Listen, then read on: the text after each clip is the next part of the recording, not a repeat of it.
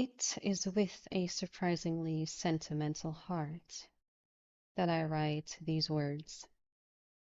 After 11 years of chronicling the lives and times of the beau monde, this author is putting down her pen. Although Lady Danbury's challenge was assuredly the catalyst for the retirement, in truth, the blame cannot be placed entirely upon that countess's shoulders.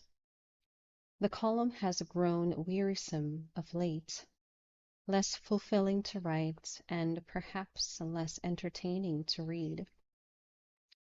This author needs a change. It is not so difficult to fathom. 11 years is a long time. And in truth, the recent renewal of interest in this author's identity has grown disturbing. Friends are turning against friends, brothers against sisters, all in the futile attempt to solve an unsolvable secret. Furthermore, the sleuthing of the ton has grown downright dangerous. Last week, it was Lady Blackwood's twisted ankle. This week's injury apparently belonged to Hyacinth Bridgerton, who was slightly hurt on Saturday's soiree held at the London home of Lord and Lady Riverdale. It has not escaped this author's notice that Lord Riverdale is Lady Danbury's nephew.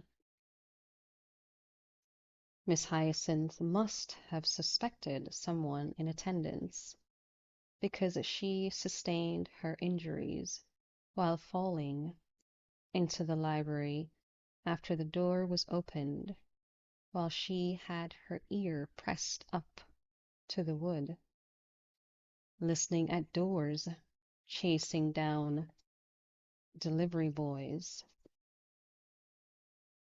And these are only the tidbits that have reached this author's ears. What has London society come to? This author assures you, dear reader, that she never once listened at a door in all 11 years of her career. All gossip in this column was come by Fairley, with no tools or tricks other than keen eyes and ears. I bid you au revoir, London. It has been a pleasure to serve you. Lady Whistledown's Society Papers, April 19th, 1824. It was not, surprisingly, the talk of the Macclesfield ball.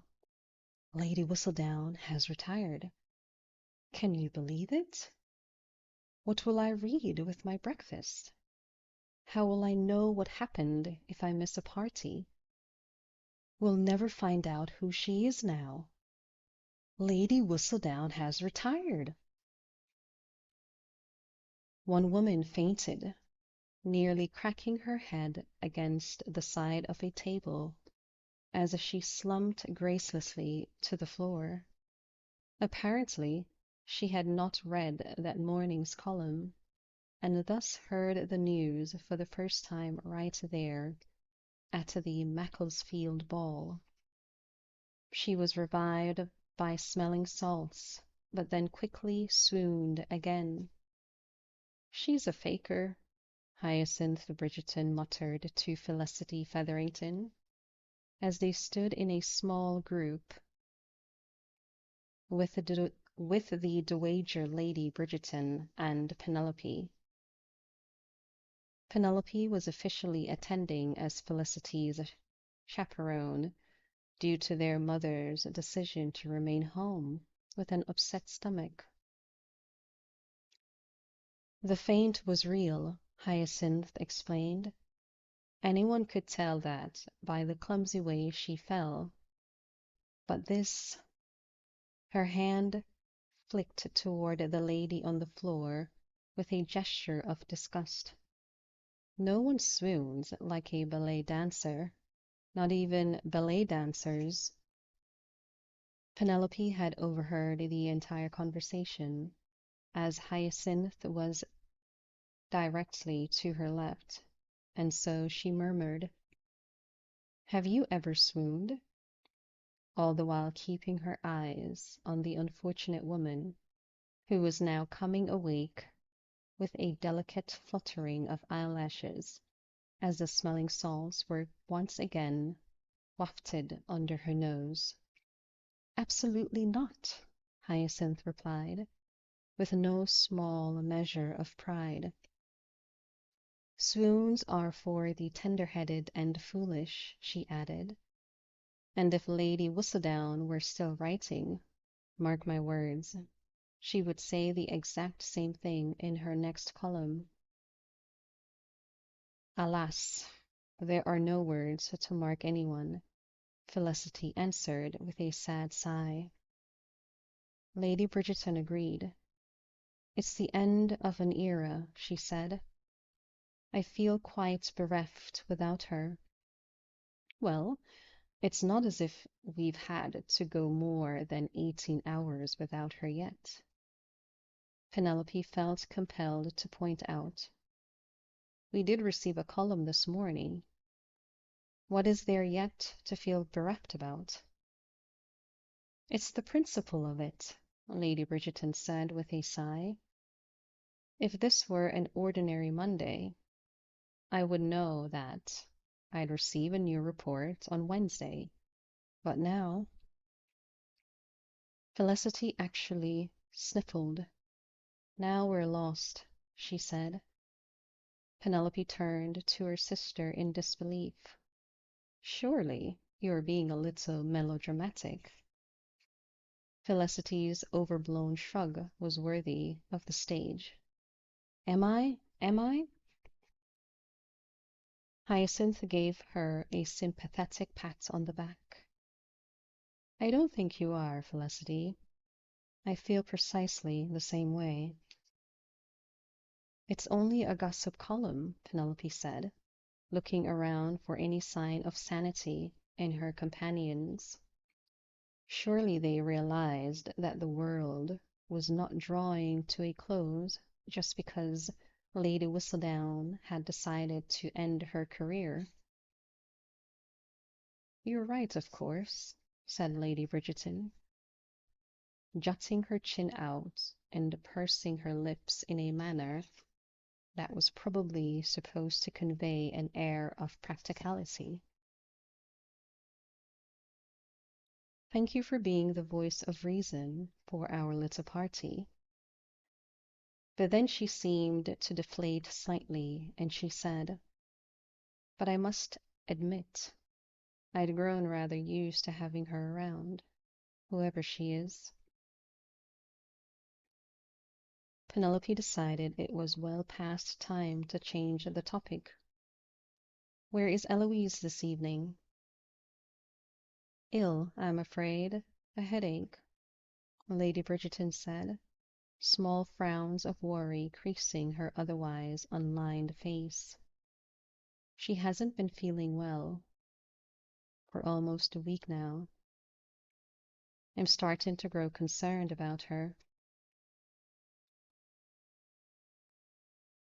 Penelope had been staring rather aimlessly at a scone on the wall, but her attention was immediately brought back to Lady Bridgerton. "It's nothing serious, I hope?" "It's nothing serious," Hyacinth answered, before her mother could even open her mouth. "Eloise never gets sick." "Which is precisely why I'm worried," Lady Bridgerton said. "She hasn't been eating very well." "That's not true," Hyacinth said. "Just this afternoon Wickham brought up a very heavy tray. Scones and eggs, and I think I smelled gammon steak. She gave an arch look to no one in particular, and when Eloise left the tray out in the hall, it was completely empty. Hyacinth Bridgerton, Penelope decided, had a had a surprisingly good eye for detail. She's been in a bad mood, Hyacinth continued, since she quarreled with Colin. She quarreled with Colin? Penelope asked, an awful feeling beginning to roil her stomach. When? Sometime last week, Hyacinth said. When? Penelope wanted to scream, but surely it would look odd if she demanded an exact day. Was it Friday? Was it? Penelope would always remember that her first and most probably only kiss had occurred on a Friday. She was strange that way. She always remembered the days of the week. She'd met Colin on a Monday. She'd kissed him on a Friday, 12 years later. She sighed. It seemed fairly pathetic. Is something wrong, Penelope? Lady Bridgerton asked. Penelope looked at Eloise's mother. Her blue eyes were kind and filled with concern, and there was something about the way she tilted her head to the side that made Penelope want to cry. She was getting too far emotional these days, crying over the tilt of a head. I'm fine, she said, hoping that her smile looked true. I'm just worried about Eloise. Hyacinth snorted. Penelope decided she needed to make her escape. All these Bridgertons, well, two of them anyway, were making her think of Colin, which wasn't anything she hadn't been doing nearly every minute of the day for the past 3 days. But at least that had been in private, where she could sigh and moan and grumble to her heart's content. But this must have been her lucky night, because just then she heard Lady Danbury barking her name. What was her world coming to, that she considered herself lucky to be trapped in a corner with London's most acerbic tongue? But Lady Danbury would provide the perfect excuse to leave her current little quartet of ladies. And besides, she was coming to realize that in a very odd way she rather liked Lady Danbury. Miss Featherington, Miss Featherington! Felicity instantly took a step away. I think she means you, she whispered urgently.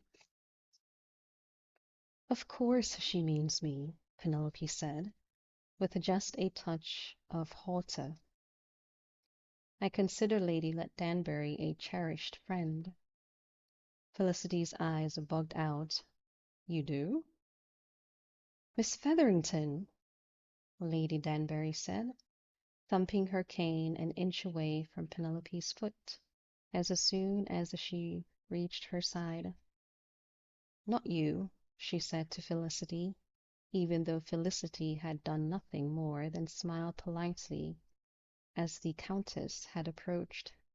You, she said to Penelope. Good evening, Lady Danbury, Penelope said, which she considered an admirable number of words under the circumstances. I have been looking for you all evening, Lady D announced.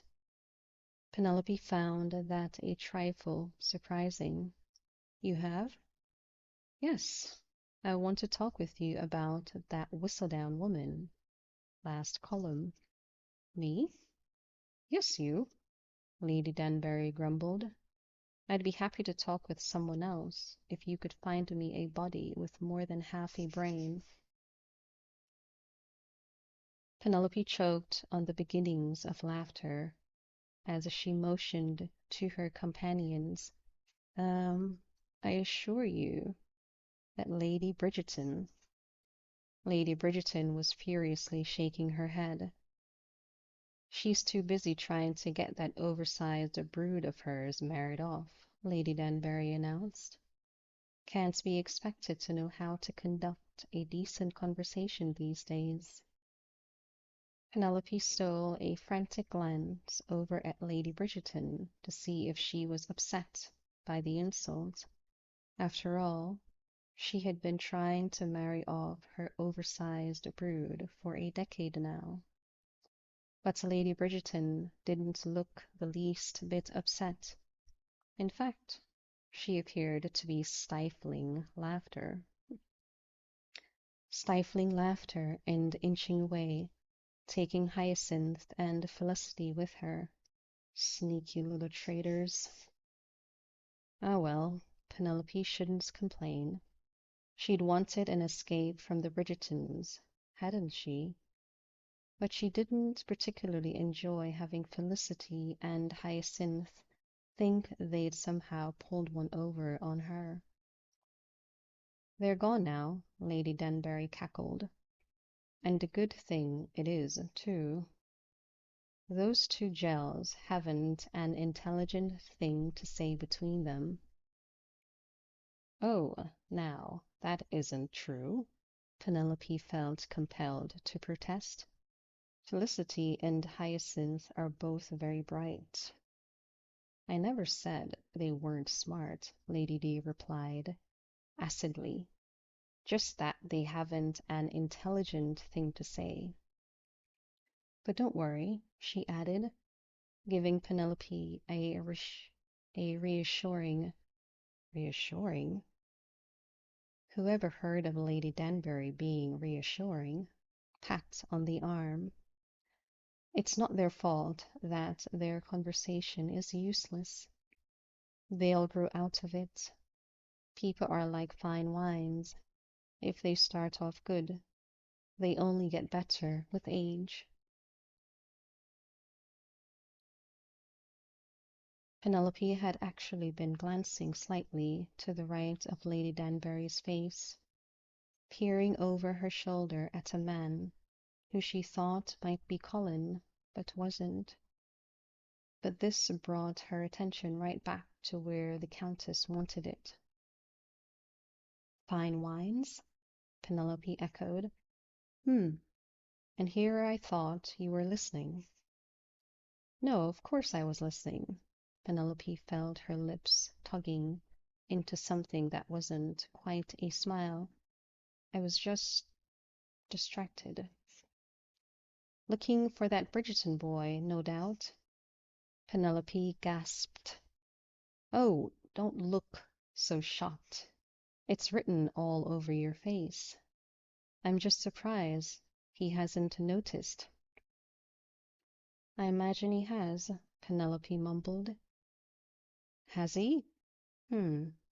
Lady Danbury frowned, the corners of her mouth spilling into long vertical wrinkles on either side of her chin. Doesn't speak well of him that he hasn't done anything about it. Penelope's heart ached. There was something oddly sweet about the old lady's faith in her, as if men like Colin fell in love with women like Penelope on a regular basis. Penelope had to beg him to kiss her, for heaven's sake. And look how that ended up. He'd left the house in a fit of temper, and they hadn't spoken for 3 days. Well, don't worry over him, Lady Danbury said quite suddenly. We'll find you someone else. Penelope delicately cleared her throat. Lady Danbury, have you made me your project? The old lady beamed, her smile a bright and glowing streak in her wrinkled face. Of course. I'm surprised it hasn't taken you, it has taken you so long to figure it out. But why? Penelope asked, truly unable to fathom it. Lady Danbury sighed. The sound wasn't sad, more wistful, really. Would you mind if we sat down for a spell? These old bones aren't what they used to be. Of course, Penelope said quickly, feeling terrible that she'd never once considered Lady Danbury's age as they stood there in the stuffy ballroom. But the Countess was so vibrant, it was difficult to imagine her ailing or weak. Here we are, Penelope said, taking her arm and leading her to a nearby chair. Once Lady Danbury was settled, Penelope took a seat beside her. Are you more comfortable now? Would you like something to drink? Lady Danbury nodded gratefully, and Penelope signaled to a footman to bring them 2 glasses of lemonade, since she didn't want to leave the Countess while she was looking so pale. I'm not as young as I used to be, Lady Danbury told her, once the footman had hied off to the refreshment table. None of us are, Penelope replied. It could have been a flip comment, but it was spoken with wry warmth, and somehow Penelope thought that Lady Danbury would appreciate the sentiment. She was right. Lady D chuckled and sent Penelope an appreciative glance before saying, the older I get, the more I realize that most of the people in this world are fools. You're only just figuring that out now? Penelope asked, not to mock, but rather because, given Lady Danbury's usual demeanor, it was difficult to believe that she hadn't reached that conclusion years ago. Lady Danbury laughed heartily. No, sometimes I think I knew that before I was born. What I am realizing now is that it's time I did something about it. What do you mean? I couldn't care less what happens to the fools of this world, but the people like you, lacking a handkerchief, she dabbed at her eyes with her fingers. Well, I'd like to see you settled. For several seconds, Penelope did nothing but stare at her. Lady Danbury, she said carefully, I very much appreciate the gesture and the sentiment, but you must know that I am not your responsibility. Of course I know that, Lady Danbury scoffed. Have no fear, I feel no responsibility to you. If I did, this wouldn't be half so much fun. Penelope knew she sounded the veriest ninny, but all she could think to say was, I don't understand. Lady Danbury held silent while the footmen returned with their lemonade, then began speaking once she had taken several small sips. I like you, Miss Featherington. I don't like a lot of people. It's as simple as that. And I want to see you happy. But I am happy, Penelope said, more out of reflex than anything else. Lady Danbury raised one arrogant brow, an expression that she did to perfection. Are you? She murmured. Was she? What did it mean that she had to stop and think about the answer? She wasn't unhappy, of that she was sure. She had wonderful friends, a true confidant in her younger sister Felicity,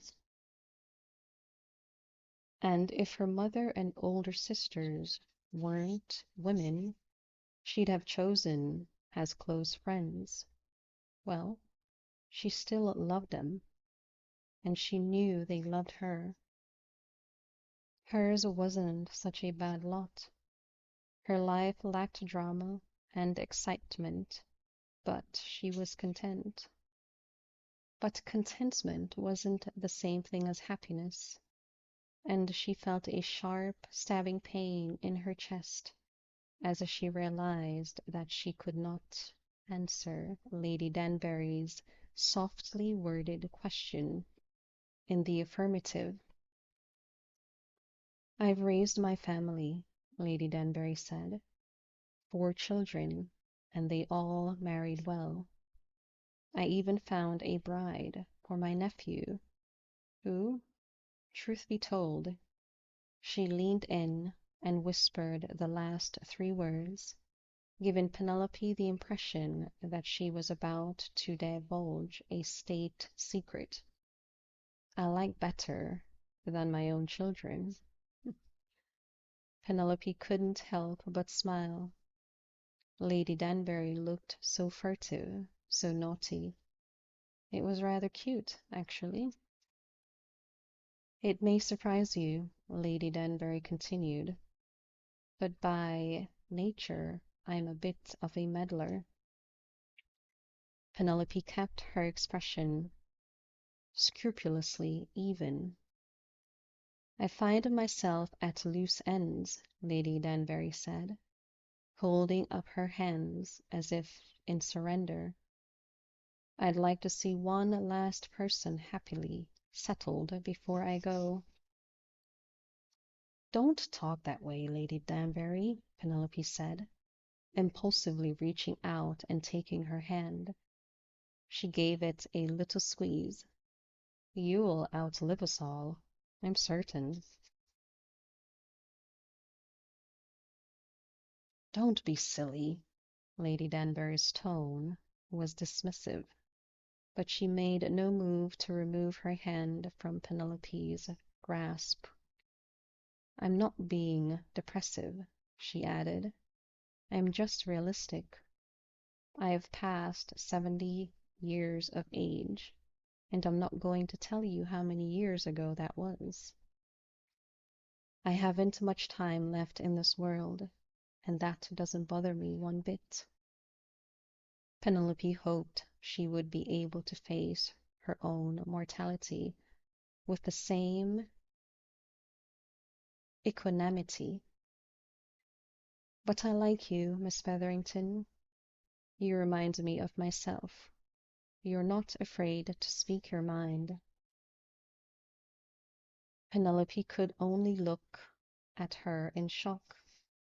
She'd spent the last 10 years of her life never quite saying what she wanted to say.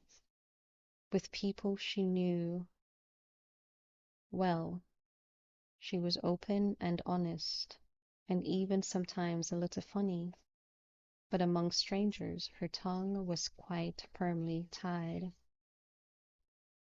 She remembered a masquerade ball she'd once attended. She'd attended many masquerade balls, actually, but this one had been unique because she'd actually found a costume. Nothing special, just a gown styled as if from the 1600s, in which she'd truly felt her identity was hidden. It had probably been the mask. It was overtly large and covered almost all her face. She had felt transformed, suddenly free of the burden of being Penelope Featherington. She felt a new personality come to the fore. It wasn't as if she had been putting on false airs. Rather, it was more like her true self, the one she didn't know how to show to anyone she didn't know well, had finally broken loose. She'd laughed, she'd joked, she'd even flirted, and she'd sworn that the following night, when the costumes were all put away and she was once again attired in her finest evening dress. She'd remember how to be herself, but it hadn't happened. She'd arrived at the ball, and she'd nodded and smiled politely, and once again found herself standing near the perimeter of the room, quite literally a wallflower. It seemed that being Penelope Featherington meant something. Her lot had been cast years ago, during that first awful season when her mother had insisted she make her debut, even though Penelope had begged otherwise. The pudgy girl, that awkward girl, the one always dressed in colors that didn't suit her. It didn't matter that she'd slimmed and grown graceful and finally thrown out all of her yellow dresses. In this world, the world of London society and the ton, she would always be the same old Penelope Featherington. It was her own awful. It was her own fault just as much as anyone else's. A vicious cycle, really. Every time Penelope stepped into a ballroom and she saw all those people who had known her for so long, she felt herself folding up inside, turning into the shy, awkward girl of years gone past, rather than the self-assured woman she liked to think she'd become, at least in her heart. Miss Featherington? Came Lady Danbury's soft and surprisingly gentle voice. Is something wrong? Penelope knew she took longer than she should have to reply, but somehow she needed a few seconds to find her voice. I don't think I know how to speak my mind, she finally said, turning to look at Lady Danbury only as she uttered the final words of the sentence. I never know what to say to people. You know what to say to me? You're different. Lady Danbury threw her head back and laughed. If ever there was an understatement. Oh, Penelope, I hope you don't mind if I call you by your given name. If you can speak your mind to me, you can speak it to anyone. Half the grown men in this room run cowering into corners the minute they see me coming. They just don't know you, Penelope said, patting her on the hand. And they don't know you either, Lady Danbury quite pointedly replied. No, Penelope said, a touch of resignation in her voice. They don't. I'd say that it was their loss, but that would be rather cavalier of me, Lady Danbury said. Not to them, but to you, because as often as I call them all fools, and I do call them fools often, as I'm sure you know, some of them are actually rather decent people, and it's a crime they haven't gotten to know you. I wonder what is going on. Penelope found herself unaccountably sitting up a little straighter. She asked Lady Danbury, "What do you mean?" But it was clear that something was afoot. People were whispering and motioning to the small dais where the musicians were seated. You there, Lady Danbury said, poking her cane into the hip of a nearby gentleman. What is going on? Cressida Toomley wants to make some sort of announcement, he said, then quickly stepped away, presumably to avoid any further conversation with Lady Danbury, or her cane. I hate Cressida, Toomley, Penelope muttered. Lady Danbury choked on a bit of laughter. And you say you don't know how to speak your mind. Don't keep me in suspense. Why do you detest her so? Penelope shrugged. She's always behaved quite badly toward me. Lady Danbury nodded knowingly. All bullies have a favorite victim. It's not so bad now, Penelope said. But back when we were both out, when she was still Cressida Cowper, she never could resist the chance to torment me, and people, well, she shook her head. Never mind. No, please, Lady Danbury said. Do go on. Penelope sighed. It's nothing, really. Just that I've noticed that people don't often rush to another's defense. Cressida was popular, at least with a certain set, and she was rather frightening to the other girls our age. No one dared go against her. Well, almost no one. That got Lady Danbury's attention, and she smiled. Who was your champion, Penelope? Champions, actually, Penelope replied. The Bridgertons always came to my aid.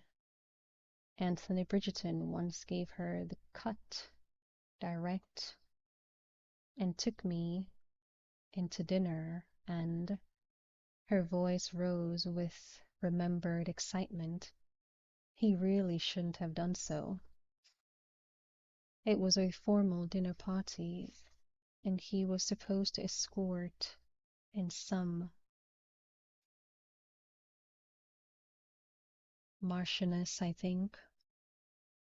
She sighed, treasuring the memory.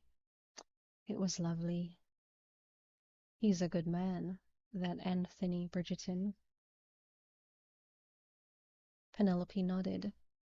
His wife told me that was the day she fell in love with him, when she saw him being my hero. Lady Danbury smiled. And has the younger Mr. Bridgerton ever rushed to your aid? Colin, you mean? Penelope didn't even wait for Lady Danbury's nod before adding, of course, although never with quite so much drama. But I must say, as nice as it is that the Bridgertons are so supportive. What is it, Penelope? Lady Danbury asked. Penelope sighed again. It seemed a night for sighs. I just wish they didn't have to defend me so often.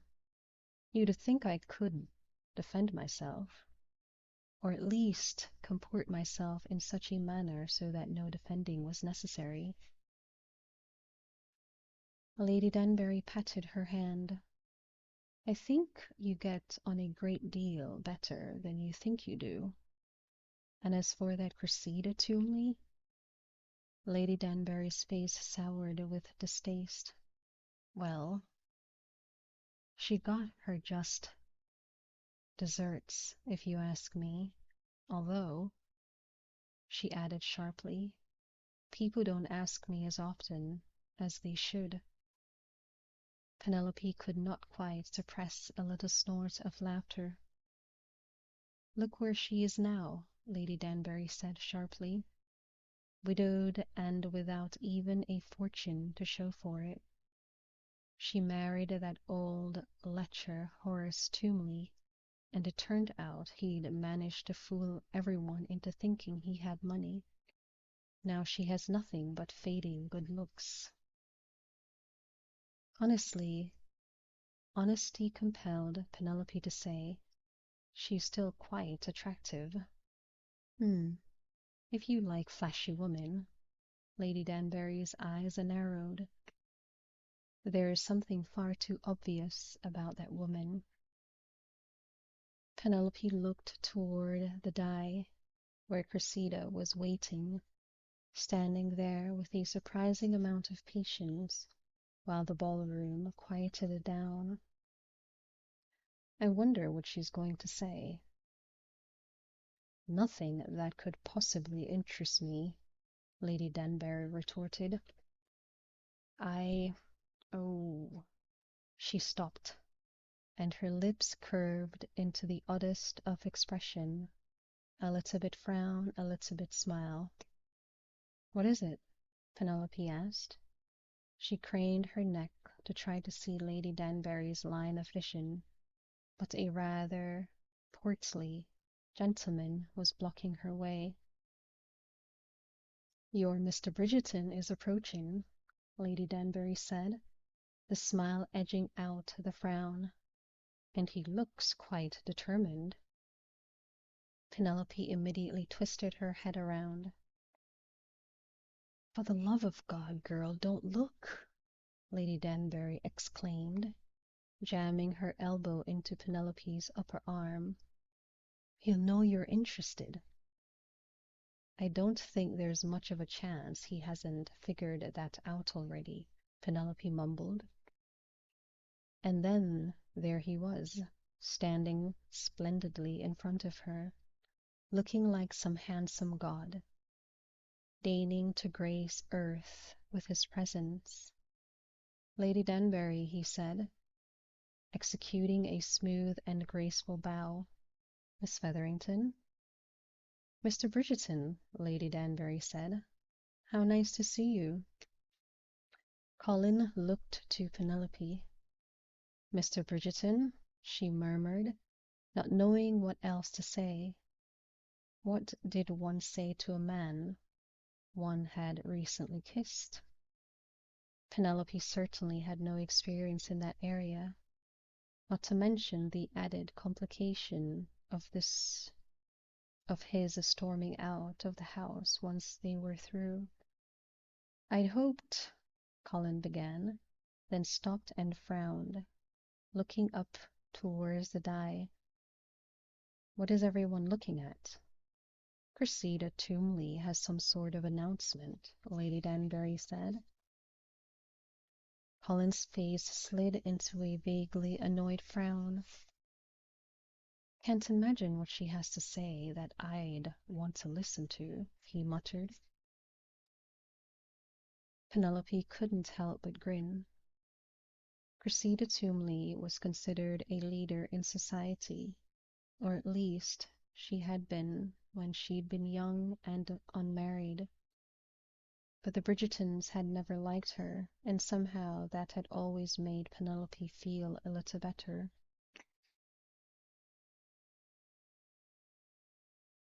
Just then a trumpet blared, and the room fell silent as everyone turned their attention to the Earl of Macclesfield, who was standing on the die next to Cressida, looking vaguely uncomfortable with all the attention. Penelope smiled. She'd been told the Earl had once been a terrible rake, but now he was a rather scholarly sort, devoted to his family. He was still handsome enough to be a rake, though, almost as handsome as Colin. But only almost.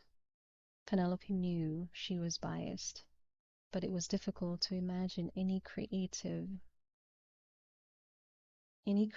quite as magnetically good-looking as Colin when he was smiling. Good evening, the Earl said loudly. Good evening to you, came a drunken shout from the back of the room. The Earl gave a good-natured nod, a tolerant half-smile playing along his lips. Her esteemed guest here, he motioned to Cressida, would like to make an announcement. So if you would all give your attention to the lady beside me, I give you Lady Toomley. A low ripple of whispers spread across the room as Cressida stepped forward, nodding regally at the crowd. She waited for the room to fall into stark silence, and then she said, Ladies and gentlemen, thank you so much for taking time out of your festivities to lend me your attention. Hurry up with it, someone shouted, probably the same person who had yelled good evening to the Earl. Cressida ignored the interruptions. I have come to the conclusion that I can no longer continue the deception that has ruled my life for the last 11 years. The ballroom was rocked with the low buzz of whispers. Everyone knew what she was going to say, and yet no one could believe it was actually true. Therefore, Cressida continued, her voice growing in volume, I have decided to reveal my secret. Ladies and gentlemen, I am Lady Whistledown. Whoa.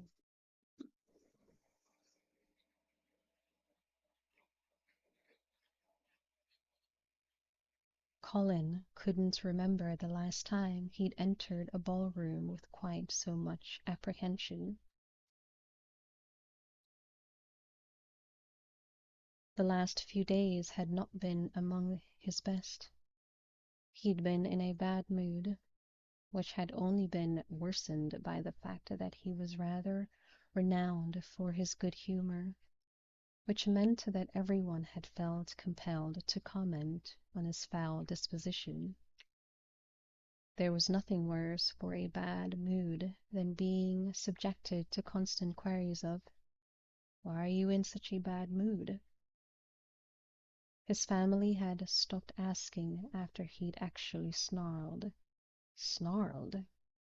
at Hyacinth when she'd asked him to accompany her to the theater the following week. Colin hadn't even been aware that he knew how to snarl. He was going to have to apologize to Hyacinth, which was going to be a chore since Hyacinth never accepted apologies gracefully, at least not those that came from fellow Bridgertons.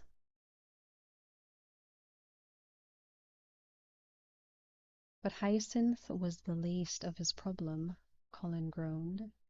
His sister wasn't the only person who deserved his apology, and that was why his heart was beating with this strange, nervous, and completely unprecedented rapidity. As he entered the Macclesfield ballroom, Penelope would be there.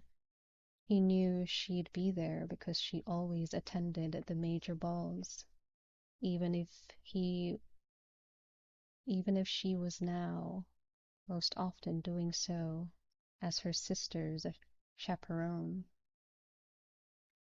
There was something quite humbling in feeling nervous about seeing Penelope. Penelope was Penelope.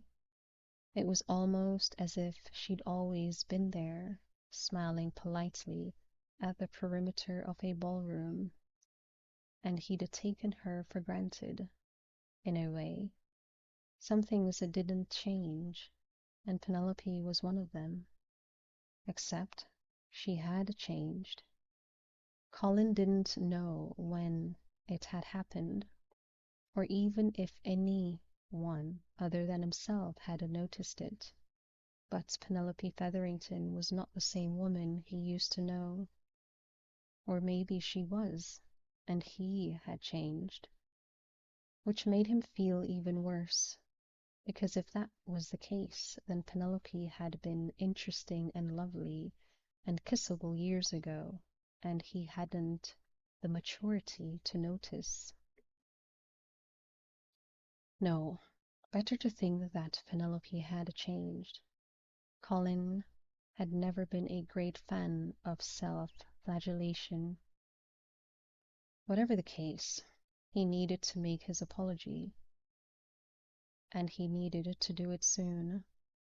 He had to apologize for the kiss, because she was a lady, and he was, most of the time at least, a gentleman, and he had to apologize for behaving like a raving idiot afterward, because it was simply the right thing to do. God only knew what Penelope thought, the thought of her now. God only knew what Penelope thought, he thought of her now. It wasn't difficult to find her once he entered the ballroom. He didn't bother to look among the dancing couples, which angered him. Why didn't the other men think to ask her to dance? Rather, he focused his attention along the walls, and sure enough, there she was, seated on a long bench next to, oh God, Lady Dunbury. Well, there was nothing else to do but walk right up.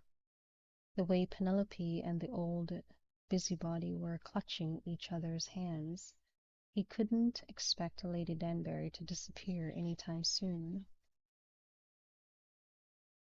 When he reached the pair of ladies, he turned first to Lady Danbury and swept into an elegant bow.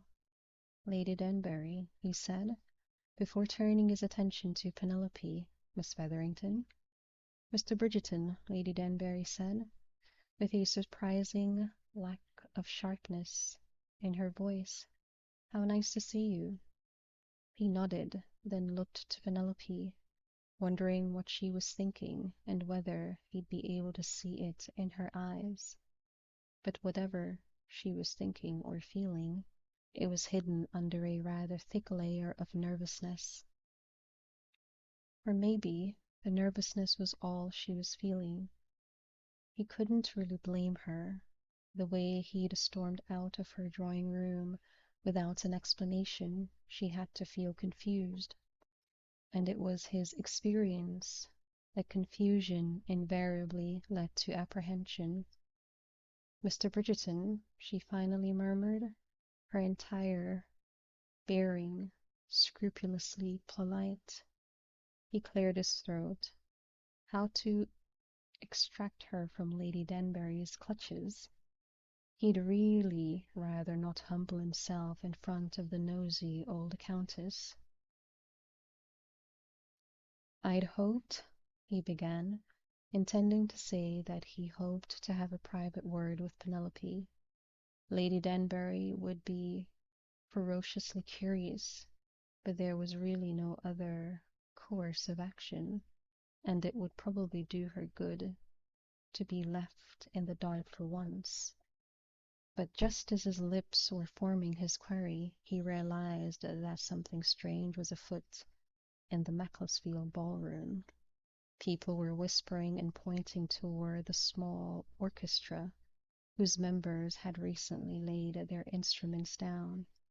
Furthermore, neither Penelope nor Lady Danbury were paying him the least attention. What is everyone looking at? Penelope asked. Lady Danbury didn't even bother looking back at him as she replied, Cressida Toomley has some sort of announcement. How annoying. He'd never liked Cressida. She'd been mean and petty when she was Cressida Cowper, and she was meaner and pettier as Cressida Toomley. But she was beautiful and she was intelligent in a rather cruel sort of way. And so she was still considered a leader in certain society circles. Can't imagine what she has to say that I'd want to listen to, Colin muttered. He spied Penelope trying to stifle a smile and flashed her am I caught you sort of look.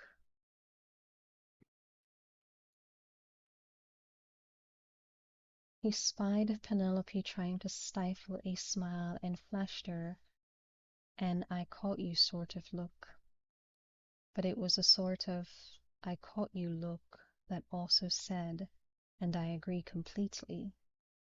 Good evening, came the loud voice of the Earl of Macclesfield. Good evening to you, replied some drunken fool in the back. Colin twisted to see who it was, but the crowd had grown too thick. The Earl spoke some more. Then Cressida opened her mouth, at which point Colin ceased paying attention. Whatever Cressida had to say, it wasn't going to help him solve his main problem, figuring out exactly how he was going to apologize to Penelope.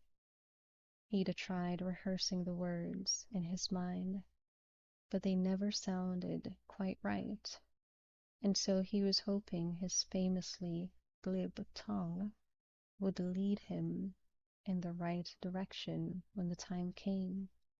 Surely she'd understand. Whistledown! Colin only caught the last word of Cressida's monologue, but there was no way he could have missed the massive, collective, indrawn breath that swept the ballroom, followed by the flurry of harsh, urgent whispers one generally only hears after someone is caught in a very embarrassing, very public, compromising position. What? He blurted out, turning to Penelope, who'd gone white as a sheet. What did she say? But Penelope was speechless. He looked to Lady Danbury, but the old lady had her hand over her mouth and looked as if she might possibly swoon, which was somewhat alarming, as Colin would have bet large sums of money that Lady Danbury had never once swooned in all of her 70-odd years. What? He demanded again, hoping one of them would break free of her stupor. It can't be true, Lady Danbury finally whispered, her mouth slack even as she spoke the words. I don't believe it. What? She pointed toward Cressida, her extended index finger quivering in the flickering candlelight. That lady is not Lady Whistledown. Colin's head snapped back and forth, to Cressida, to Lady Danbury, to Cressida, to Penelope. She's Lady Whistledown? He finally blurted out. So she says, Lady Danbury replied, doubt written all over her face. Colin tended to agree with her. Cressida Toomley was the last person he'd have pegged as Lady Whistledown. She was smart, there was no denying that, but she wasn't clever, and she wasn't terribly witty unless she was poking fun at others. Lady Whistledown had a rather cutting sense of humor, but with the exception of her infamous comments on fashion, she never seemed to pick on the less popular members of society. When all was said and done, Colin had to say that Lady Whistledown had rather good taste in people. I can't believe this, Lady Danbury said with a loud snort of disgust. If I'd dreamed this would happen, I would never have made that beastly challenge. This is horrible, Penelope whispered. Her voice was quavering, and it made Colin uneasy. Are you all right? He asked. She shook her head. No, I don't think I am. I feel rather ill, actually. Do you want to leave? Penelope shook her head again. But I'll sit right here, if you don't mind. Of course, he said, keeping a concerned eye on her. She was still terribly pale. Oh, for the love of, Lady Danbury blasphemed, which took Colin by surprise. But then she actually swore, which he thought might very well have tilted the planet on its axis. Lady Danbury? He asked, gaping. She's coming this way, she muttered, jerking her head to the right. I should have known I'd not escape. Colin looked to his left. Cressida was trying to make her way through the crowd, presumably to confront Lady Danbury and collect her prize. She was, naturally, being accosted at every turn by fellow partygoers. She seemed to be reveling in the attention, no big surprise there. Cressida had always reveled in attention, but she also seemed rather determined to reach Lady Danbury's side. "There's no way to avoid her, I'm afraid," Colin said to Lady Danbury. "I know," she grumbled. "I've been trying to avoid her for years, and I've never succeeded. I thought I was so clever." She looked to Colin, shaking her head with disgust. "I thought it would be such fun to rout out Lady Whistledown."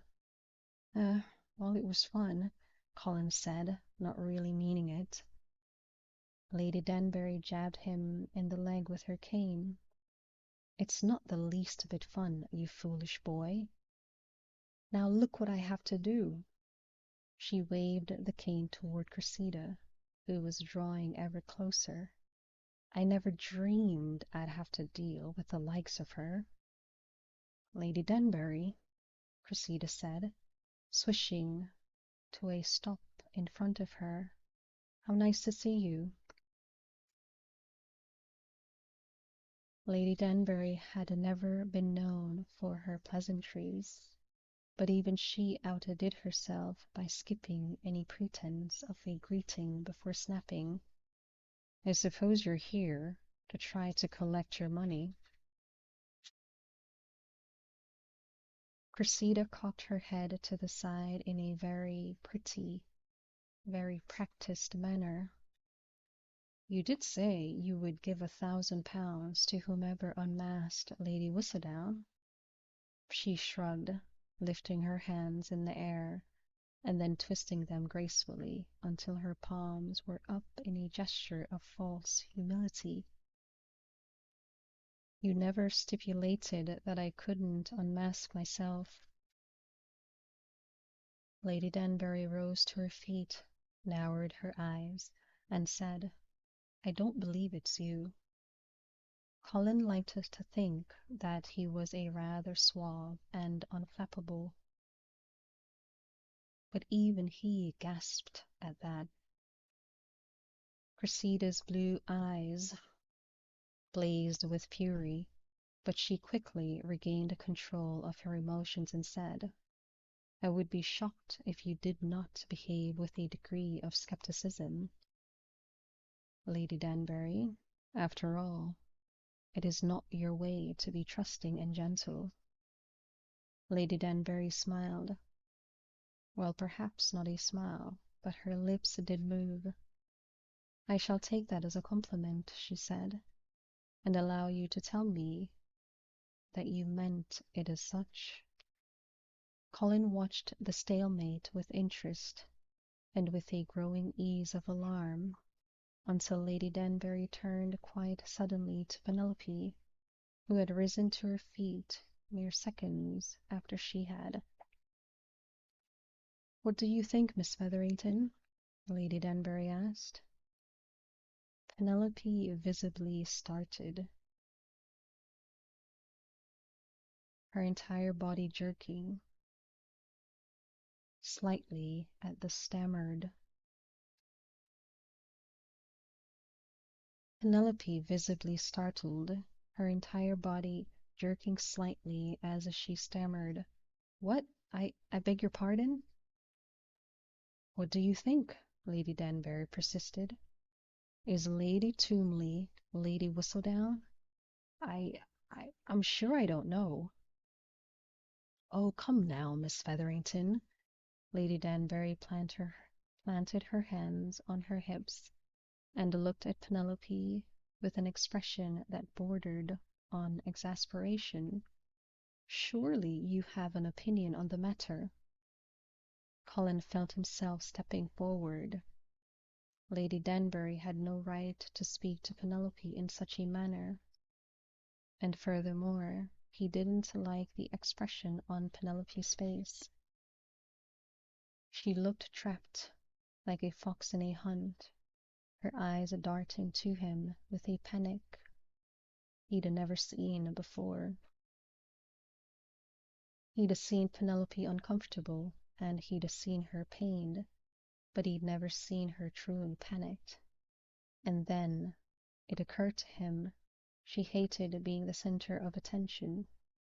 She might poke fun at her status as a wallflower and a spinster, and she'd probably have liked a little more attention from society.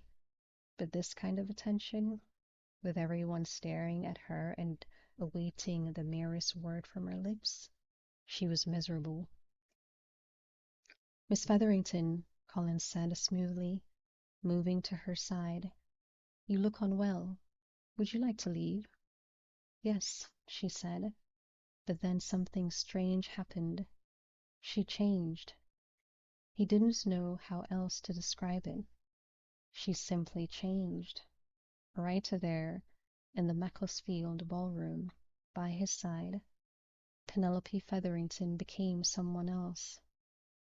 Her spine stiffened, and he could swear the heat from her body increased, and she said, No, no, I have something to say.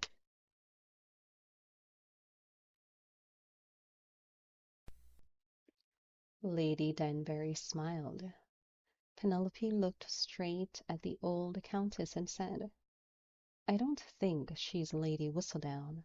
I think she's lying. Colin instinctively pulled Penelope a little closer to his side. Cressida looked as if she might go for her throat.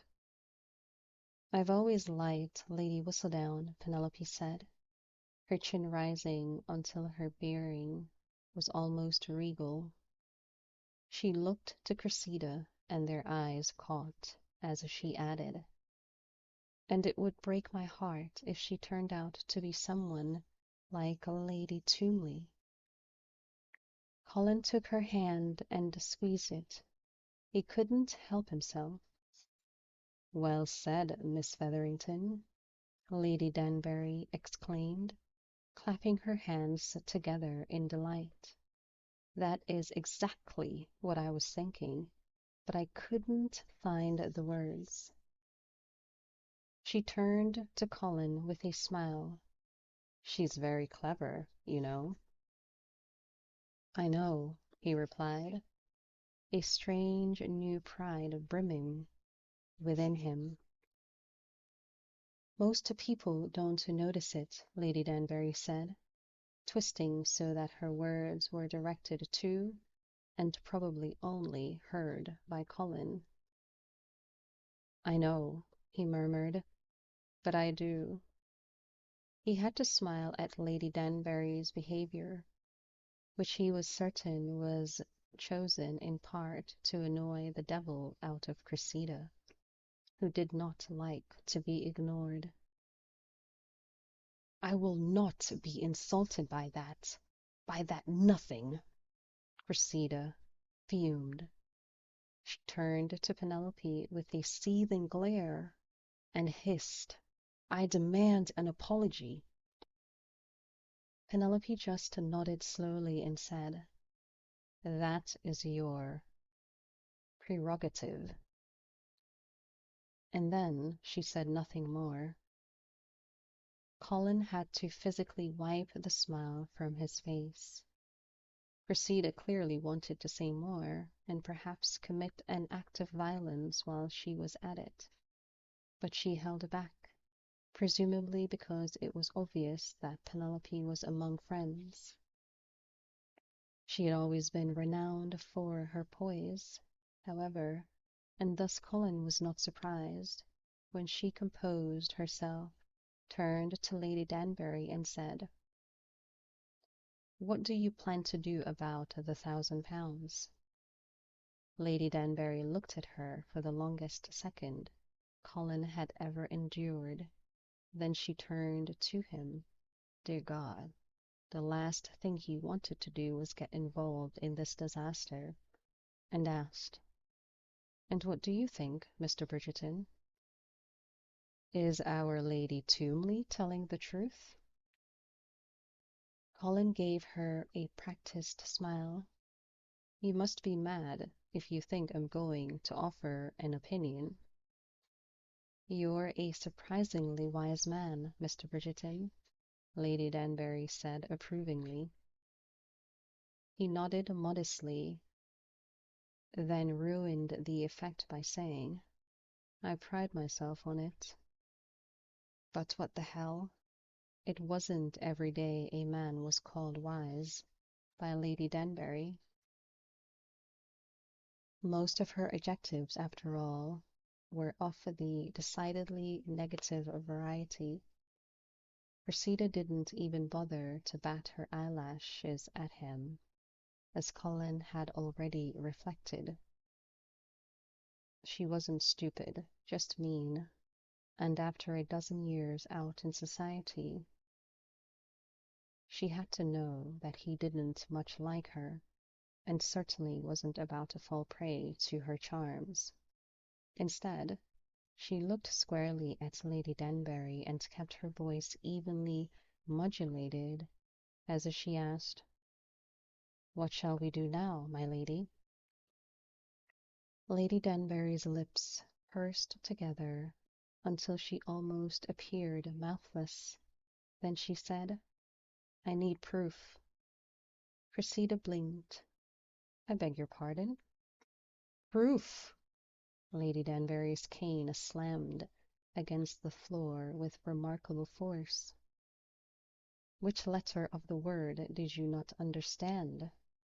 I'm not handing over a king's ransom without proof. £1,000 is hardly a king's ransom, Cressida said, her expression growing petulant. Lady Danbury's eyes narrowed. Then why are you so keen to get it? Then why are you so keen to get it? Cressida was silent for a moment, but there was a tightness in everything about her, her stance, her posture, the line of her jaw. Everyone knew that her husband had left her in bad financial straits, but this was the first time anyone had hinted as such to her face. Get me proof, Lady Danbury said, and I'll give you the money. Are you saying, Cressida said, and even as he despised her, Colin was forced to admire her ability to keep her voice even, that my word is not good enough? That's precisely what I'm saying, Lady Danbury barked. Good God, girl, you don't get to be my age without being allowed to insult anyone you please.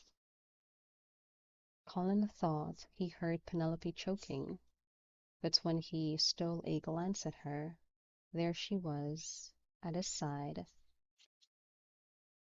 avidly watching the exchange. Her brown eyes were huge and luminous in her face, and she'd regained most of the color she'd lost when Cressida had made her unexpected announcement. In fact, now Penelope looked positively intrigued by the goings-on. Fine, Cressida said, her voice low and deadly. I will bring you proof in a fortnight's time. What sort of proof? Colin asked, then mentally kicked himself. The last thing he wanted to do was embroil himself in this mess, but his curiosity had gotten the better of him. Cressida turned to him, her face remarkably placid, considering the insult she'd just been dealt by Lady Danbury before countless witnesses. You shall know it when I deliver it, she told him archly, and then she held out her arm, waiting for one of her minions to take it and lead her away. Which was really quite amazing, because a young man, a besotted fool from all appearances, materialized at her side as if she'd conjured him by the mere tilt of her arm. A moment later they were gone. Well, Lady Danbury said, After everyone has stood in reflective or maybe stunned silence for nearly a minute. That was unpleasant. I've never liked her, Colin said, to no one in particular. A small crowd had gathered around them, so his words were heard by more than Penelope and Lady Danbury, but he didn't much care. Colin! He turned to see Hyacinth skidding through the crowd, dragging along Felicity Featherington as she barreled to his side. What did she say? Hyacinth asked breathlessly. We tried to get here sooner, but it's been such a crush. She said exactly what you would have expected her to say, he replied. Hyacinth pulled a face. Men are never good for gossip. I want exact words. It's very interesting, Penelope said suddenly. Something about the thoughtful tone of her voice demanded attention, and in seconds the entire crowd had quieted. Speak up, Lady Danbury instructed. We're all listening. Colin expected such a demand to make Penelope uncomfortable, but whatever silent infusion of confidence she'd experienced a few minutes earlier was still with her, because she stood straight and proud as she said, why would someone reveal herself as Lady Whistledown? For the money, of course, Hyacinth said. Penelope shook her head. Yes, but you'd think that Lady Whistledown would be quite wealthy by now. We've all been paying for her paper for years. By God, she's right, Lady Danbury exclaimed. Perhaps Cressida merely sought attention, Colin suggested. It wasn't such an unbelievable hypothesis. Cressida had spent the bulk of her adult life trying to place herself at the center of attention. I'd thought of that, Penelope allowed. But does she really want this sort of attention? Lady Whistledown has insulted quite a few people over the years. No one who means anything to me, Colin joked. Then, when it became obvious that his companions required an explanation, he added, haven't you all noticed that Lady Whistledown only insults the people who need insulting? Penelope cleared her throat delicately. I have been referred to as an overripe citrus fruit. He waved off her concern. Except for the bits about fashion, of course. Penelope must have decided not to pursue the matter any further, because all she did was give Colin a long, assessing stare before turning back to Lady Danbury and saying, Lady Whistledown has no motive to reveal herself.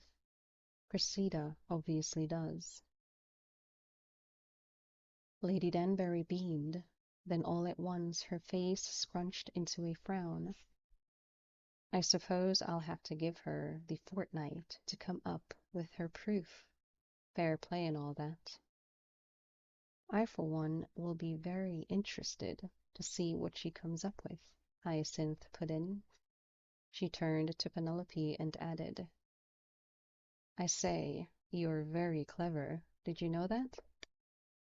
Penelope blushed modestly. Then she turned to her sister and said, we must be going, Felicity. So soon? Felicity asked, and to his horror, Colin realized that he'd mouthed the very same words. Mother wanted us home early, Penelope said. Felicity looked truly perplexed. She did? She did, Penelope said emphatically. And besides that, I'm not feeling well. Felicity nodded glumly. I shall instruct a footman to see that our carriage is brought around. No, you stay, Penelope said, placing a hand on her sister's arm. I will see to it. I will see to it, Colin announced. Really, what was the use of being a gentleman when ladies insisted upon doing things for themselves? And then, before he even realized what he was doing, he'd facilitated Penelope's departure, and she left the scene without his ever having apologized to her. He supposed he should have deemed the evening a failure for that reason alone, but in all truth he couldn't quite bring himself to do it. After all, he'd spent the better part of the 5 minutes holding her hand.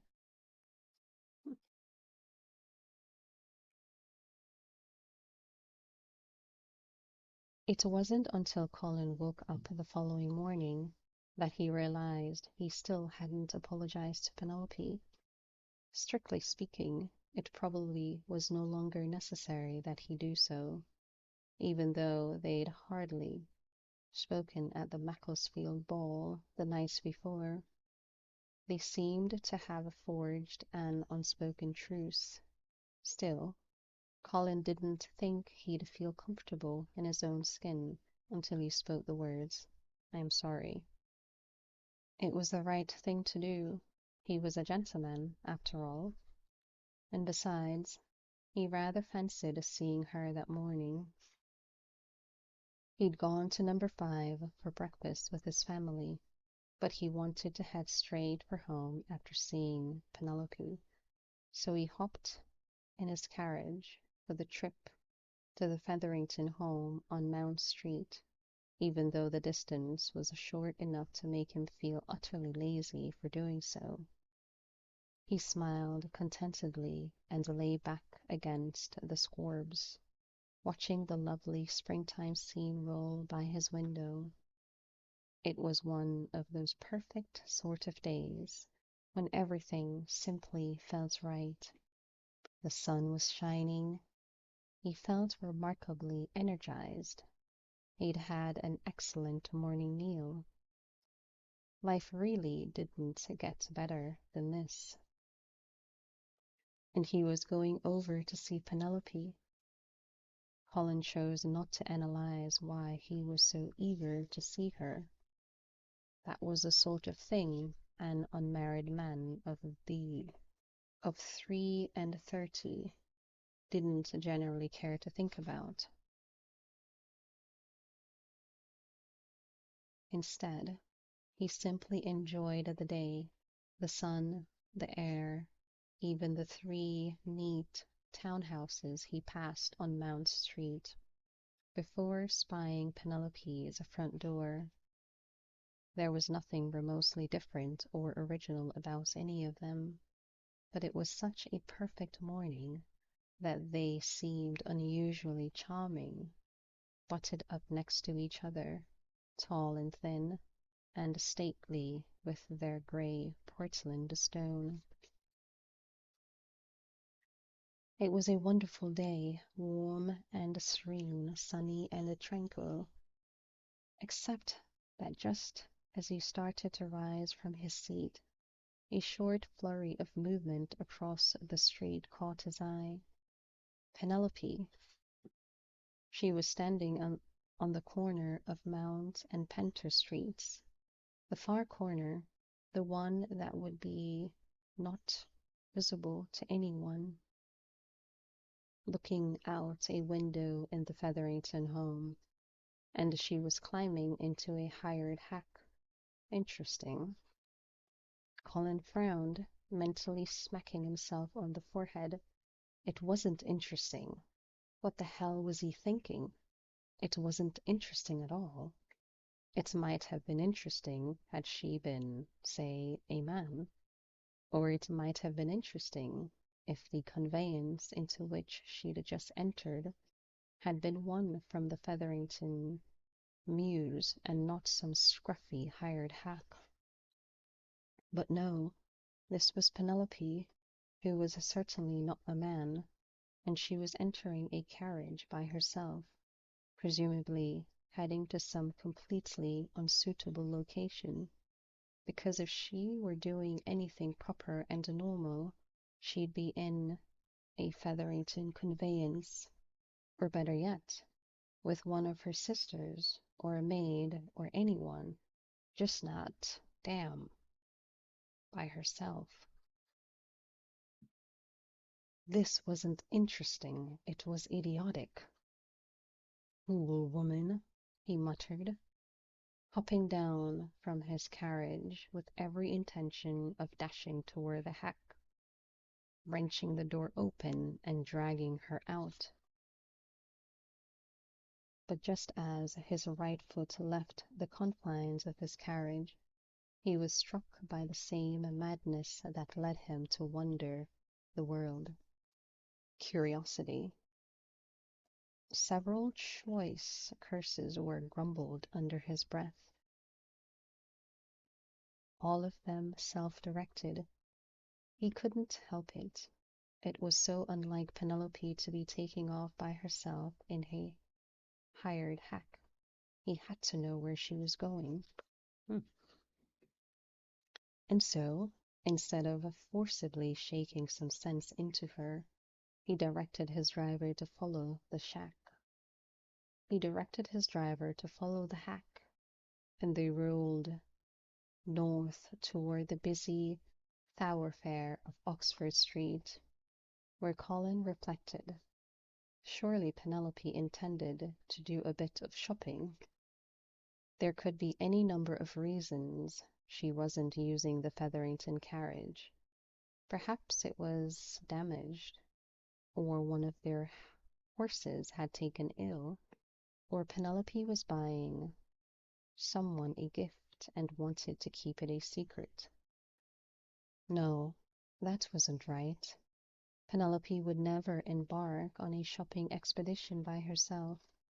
She would take a maid, or one of her sisters, or even one of his sisters. To stroll along Oxford Street by herself was to invite gossip. A woman alone was practically an advertisement for the next Whistledown column. Or used to be, he supposed. It was hard to get used to life without Whistledown. He hadn't realized how accustomed he'd been to seeing it at his breakfast table whenever he was in town. And speaking of Lady Whistledown, he was even more certain than ever that she was none other than his sister Eloise. He'd gone over to number 5 for breakfast with the express purpose of questioning her, only to be informed that she was still feeling poorly and would not be joining the family that morning.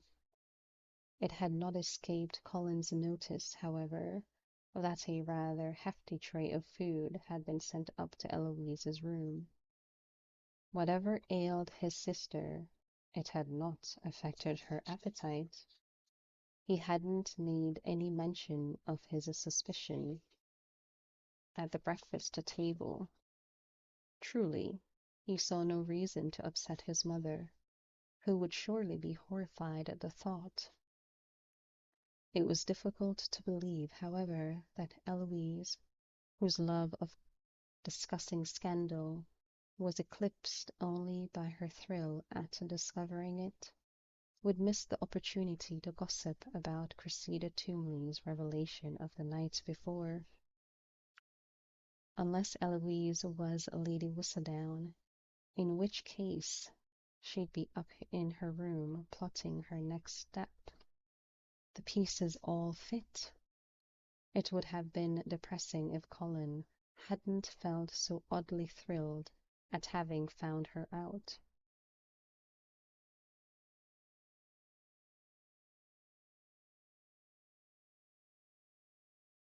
After they rolled along for a few minutes, he poked his head outside to make sure his driver had not lost sight of Penelope's carriage.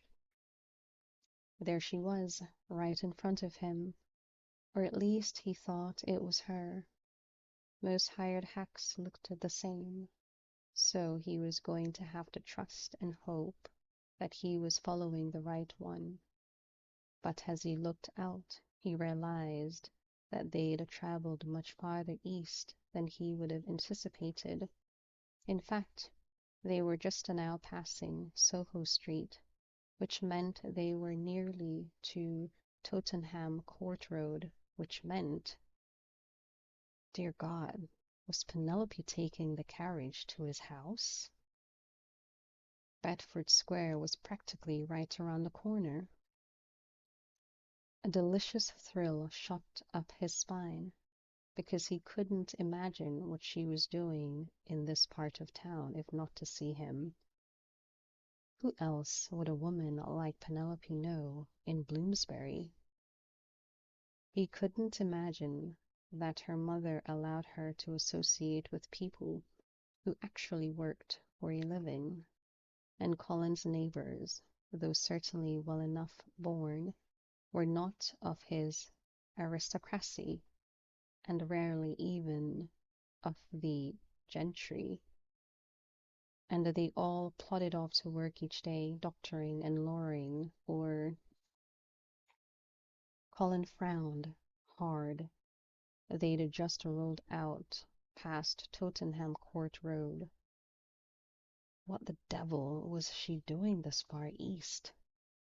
He supposed her driver might not know his way around town very well, and thought to take Bloomsbury Street up to Bedford Square, even though it was a bit out of the way.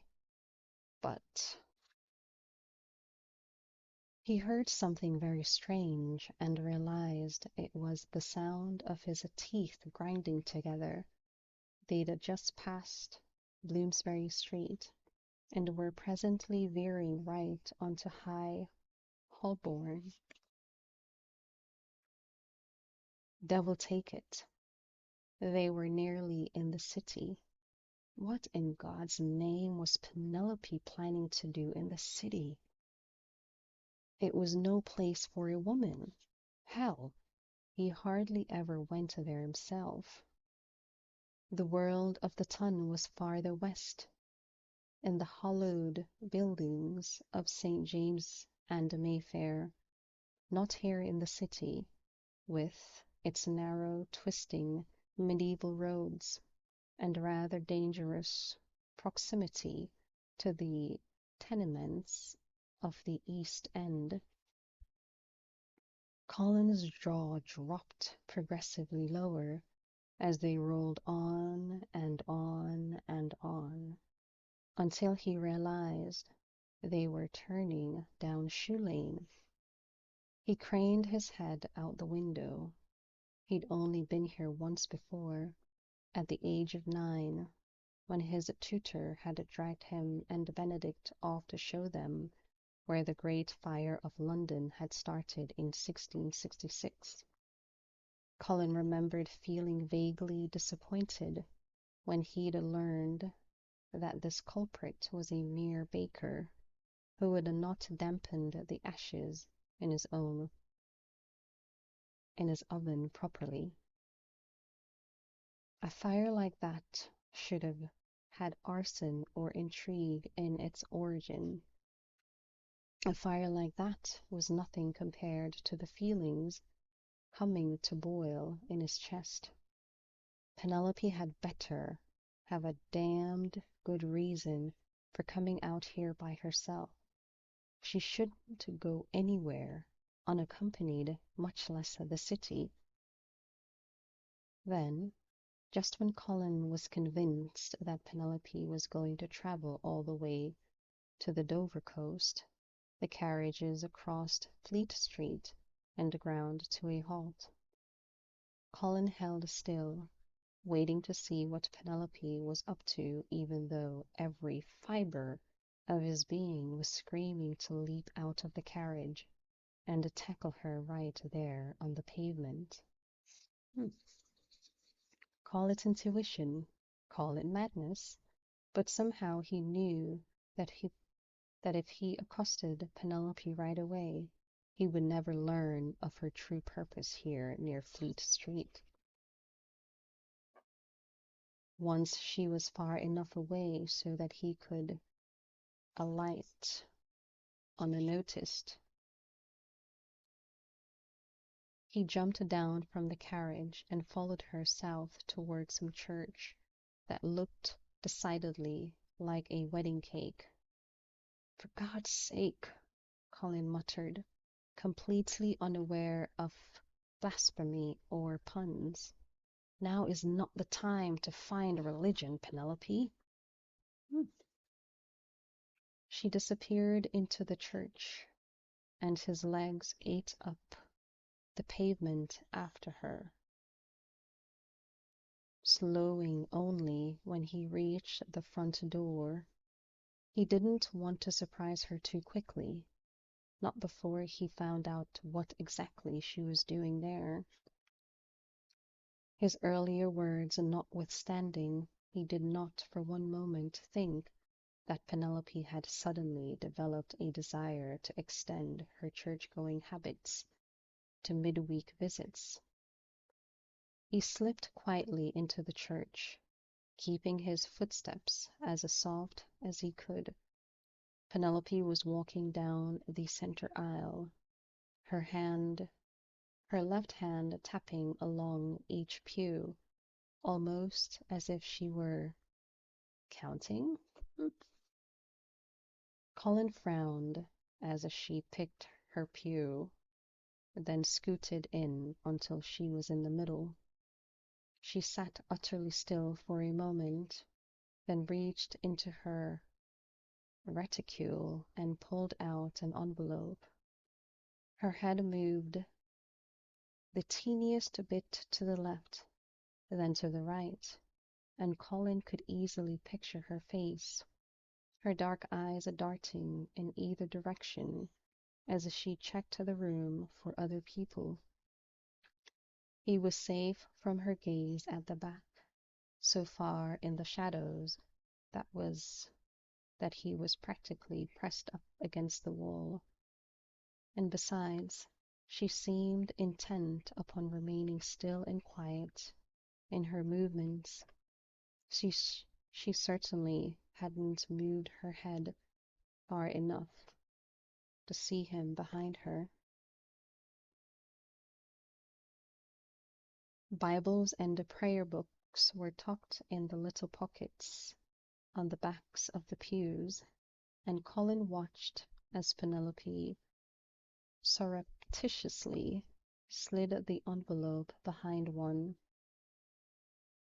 Then she stood and edged her way out toward the center aisle. And that was when Colin made his move. Stepping out of the shadows, he strode purposefully toward her, taking grim satisfaction in the horror on her face when she saw him. Cock, cock, she gasped. That would be Colin, he drawled, grasping her arm just above the elbow. His touch was light, but his grip was firm, and there was no way she could think that she might make an escape. Smart girl that she was, she didn't even try. But smart girl that she was, she did attempt a play at innocent. Colin, she finally managed to get out. What a surprise. She gulped. Yes, I'm sure it is. Her eyes darted to the door, to the nave, everywhere but to the pew where she'd hidden her envelope. I've never seen you here before. I've never been. Penelope's mouth moved several times before her next words emerged.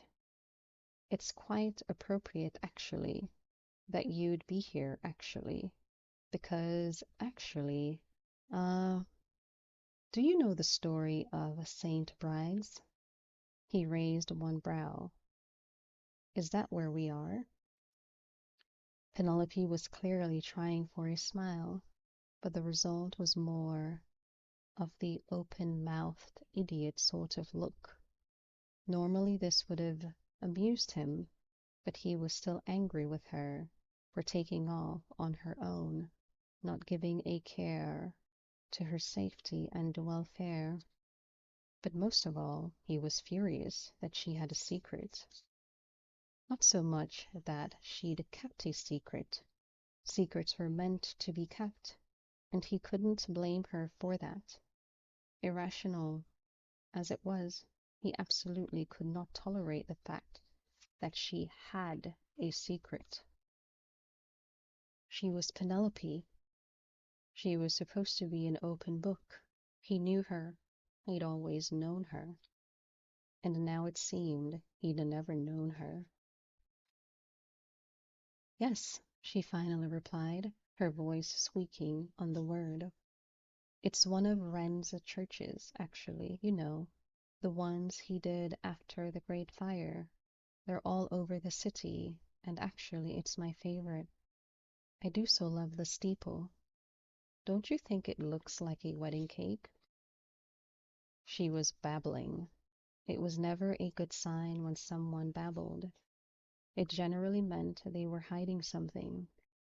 It was already obvious that Penelope was making an attempt at concealment, but the uncharacteristic rapidity of her words told him that her secret was exceedingly large indeed. He stared at her for a very long time, drawn out over many seconds just to torture her, then finally asked, "Is that why you think it's appropriate that I'm here?" Her face went blank. "The wedding cake," he prompted. "Oh!" she squealed, her skin flushing a deep, guilty red. "No, not at all. It's just that what I meant to say was that this is the church for writers and publishers, I think. About the publishers, that is." She was flailing, and she knew she was flailing. He could see it in her eyes, on her face, and the way her hands twisted as she spoke. But she kept trying, kept attempting to keep up the pretense, and so he did nothing but give her a sardonic stare as she continued with, "But I'm sure about the writers." And then, with a flourish that might have been triumphant if she hadn't ruined it with a nervous swallow, "And you're a writer. So you're saying this is my church?" Her eyes darted to her left. "Yes. Excellent." She gulped. "It is?" "Oh, yes," he said, with a smooth casualness to his words that was intended to terrify her. Her eyes darted to her left again, toward the pew where she'd hidden her correspondence. She'd been so good until now, keeping her attention off of her incriminating evidence. He'd almost been proud of her for it. "My church," he repeated. "What a lovely notion." Her eyes grew round, scared. "I'm afraid I don't catch your meaning." He tapped his finger to his jaw, then held out his hand in a thoughtful manner. "I believe I'm developing a taste for Prior." "Prior?" she echoed weakly. "You?" "Oh, yes. Well, yes?" he queried, beginning to enjoy this in a sick sort of way. He'd never been the angry, brooding type. Clearly, he hadn't known what he was missing. There was something rather pleasing in making her squirm. Penelope, he continued, did you have something to say? She swallowed. No. Good, he smiled blandly. Then I believe I require a few moments for myself. I'm sorry? He stepped to his right. I'm in a church. I believe I want to pray. She stepped to her left. I beg your pardon? He cocked his head very slightly to the side in question. I said that I want to pray. It wasn't a terribly complicated sentiment. He could tell that she was straining hard not to rise up to his bait. She was trying to smile, but her jaw was tense, and he'd wager that her teeth were going to grind themselves to powder within minutes.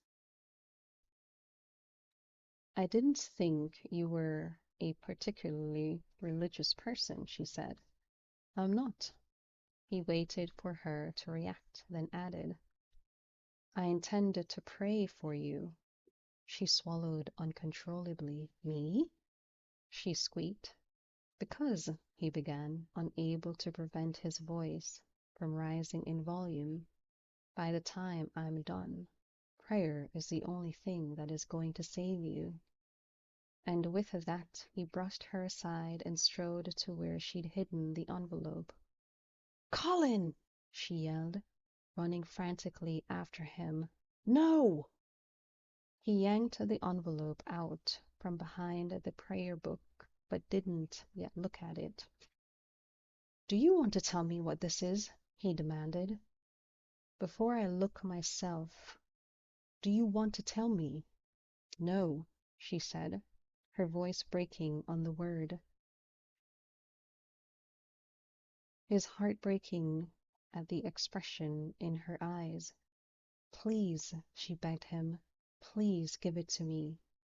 And then, when he did nothing but stare at her with hard, angry eyes, she whispered, It's mine. It's a secret. A secret worth your welfare? He nearly roared. Worth your life? What are you talking about? Do you have any idea how dangerous it is for a woman alone in the city? Alone anywhere? All she said was, Colin, please. She reached for the envelope, still held out of her reach. And suddenly he didn't know what he was doing. This wasn't him. This insane fury, this anger, it couldn't be his, and yet it was. But the troubling part was, it was Penelope who had made him this. And what had she done? Traveled across London by herself? He was rather irritated at her for her lack of concern for her own safety, but that paled in comparison to the fury he felt at her keeping of secrets. His anger was entirely unwarranted. He had no right to expect that Penelope share her secrets with him. They had no commitments to each other, nothing beyond a rather nice friendship and a single, albeit disturbingly moving kiss. He certainly wouldn't have shared his journals with her if she hadn't stumbled upon them herself. Colin, she whispered, please don't. She'd seen his secret writings. Why shouldn't he see hers? Did she have a lover? Was all that nonsense about never having been kissed exactly that, nonsense? Dear God, was this fire burning in his belly jealousy? Colin, she said again, choking now. She placed her hand on his, trying to prevent him from opening the envelope. Not with strength, for sure she could never match him on that, just with her presence. But there was no way No way he could have stopped himself at that point. He would have died before surrendering that envelope to her unopened. He tore it open. Wow. Whoa. Penelope let out a strangled cry and ran from the church. Colin read the words, and then he sank to the pew, bloodless, breathless. "Oh my God," he whispered. "Oh my God." Wow. This is getting good, everybody. Ooh. I wonder what happened. This is me, not the story. I am wondering what Colin has discovered. It's getting good. It's getting good. I'm looking forward to reading the next paragraph, but I have my suspicions. What do you think? What do you think Colin has discovered about Penelope? This is getting really good. I have my suspicions. Curious to know what yours are, but I have my suspicion. All right, let us find out what Colin has discovered about our sweet Penelope Featherington. All right, here I go. By the time Penelope reached the outer steps to St. Bride's Church, she was hysterical, or at least as hysterical as she'd ever been. Her breath was coming in short, sharp gasps. Tears pricked her eyes, and her heart felt. Well, her heart felt as if it wanted to throw up, if such a thing were possible. How could he have done this? He'd followed her. Followed her! Why would Colin follow her? What would he have to gain? Why would he? She suddenly looked around. "Oh, damn," she wailed, not caring if anyone heard her.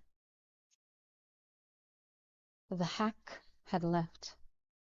She'd given specific instructions to the driver to wait for her, that she'd only be a minute, but he was nowhere in sight. Another transgression she could lay at Colin's door.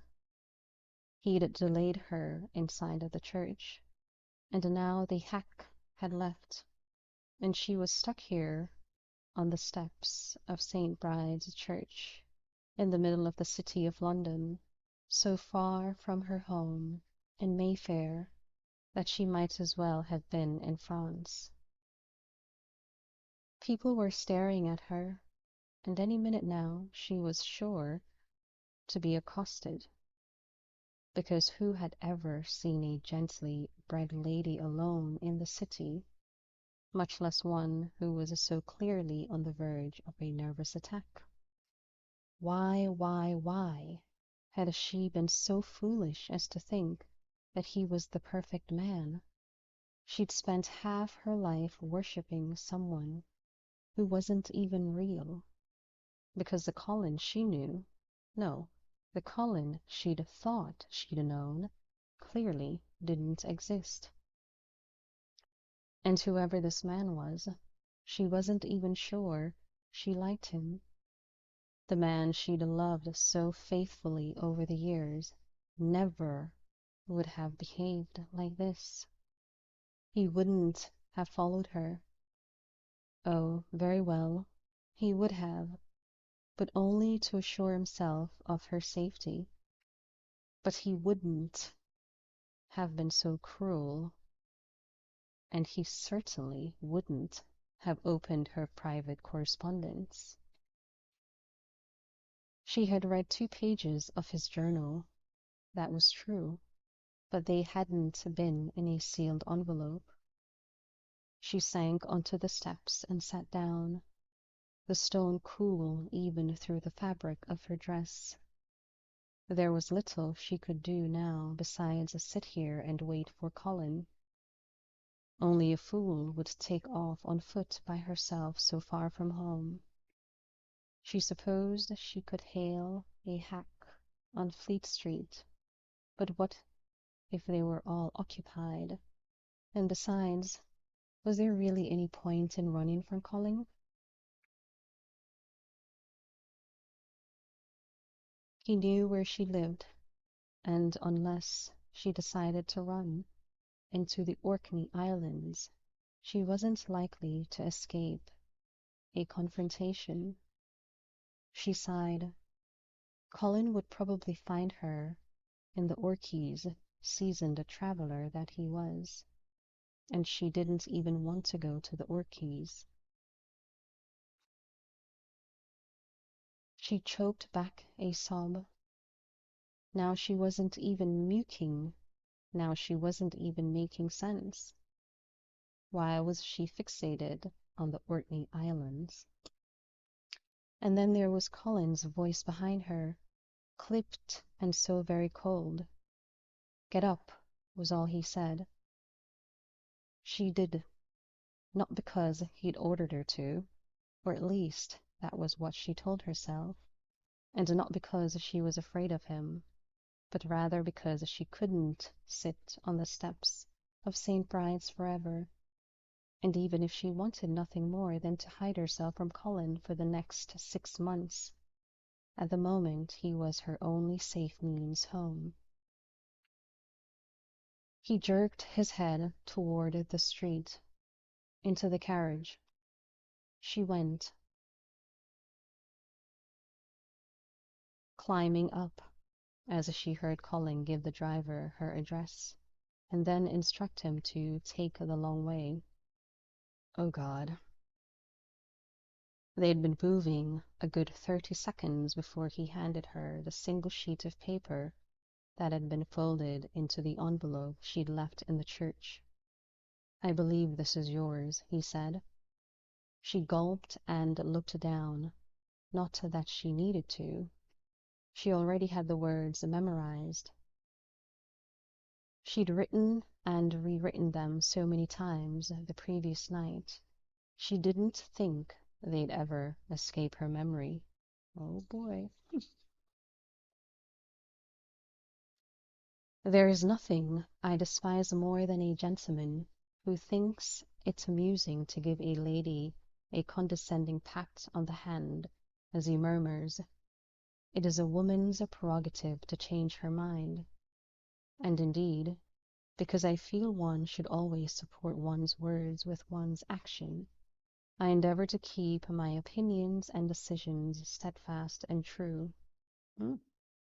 Which is why, gentle reader, when I wrote my column of April 19th, I truly intended it to be my last.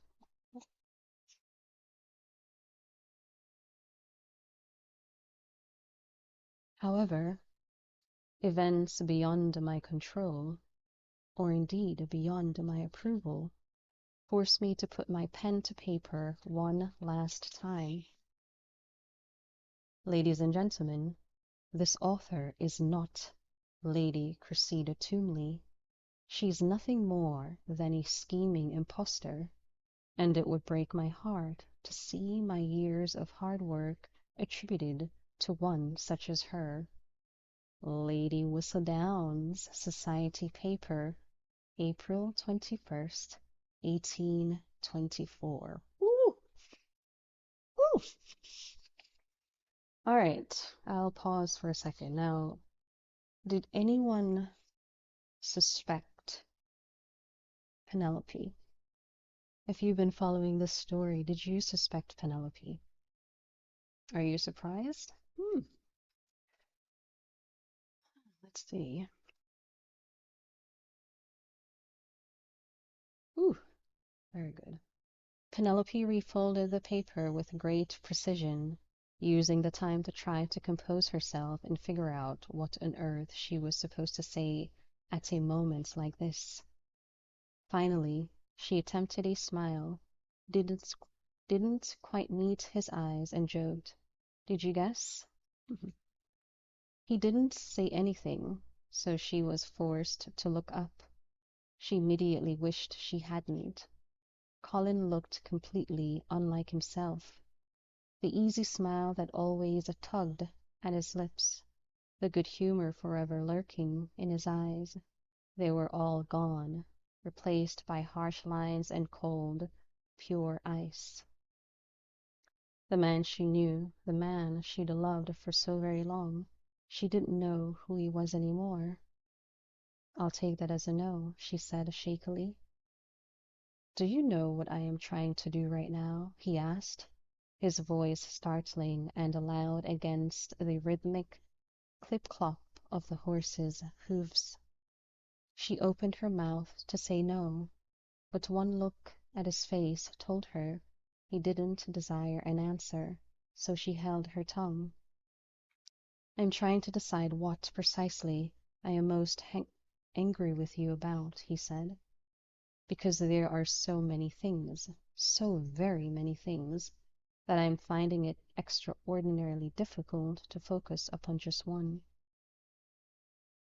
It was on the tip of Penelope's tongue to suggest something. Her deception was a likely place to start, but on second thought, now seemed an excellent time to hold her counsel.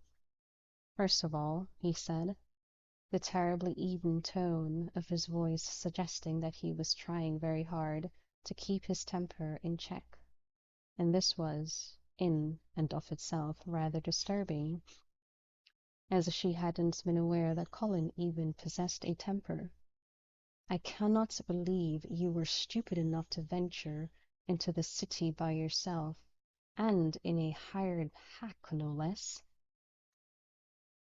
I could hardly go by myself in one of our carriages, Penelope blurted out, before she remembered that she'd meant to remain silent.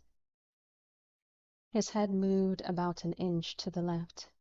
She didn't know what that meant, but she couldn't imagine it was good, especially since it almost seemed as if his neck were tightening as it twisted. I beg your pardon? He asked, his voice still that awful blend of satin and steel. Well, now she had to answer, didn't she?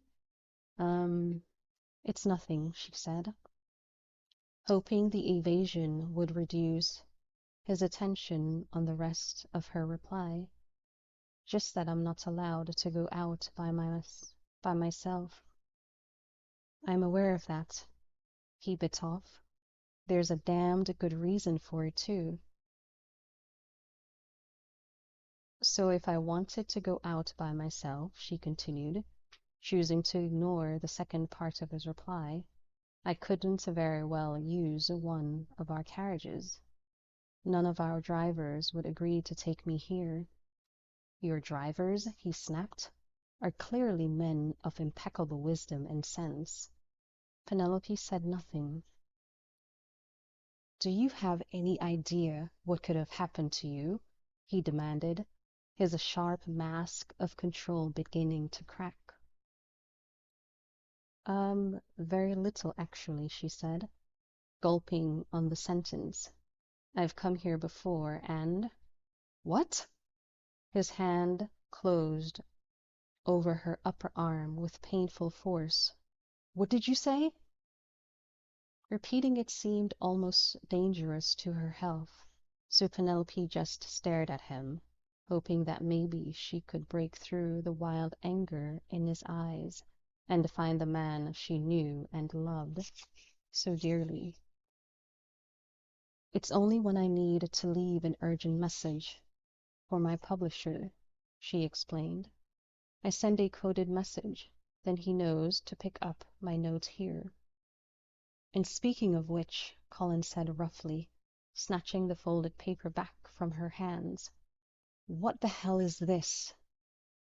Penelope stared at him in confusion.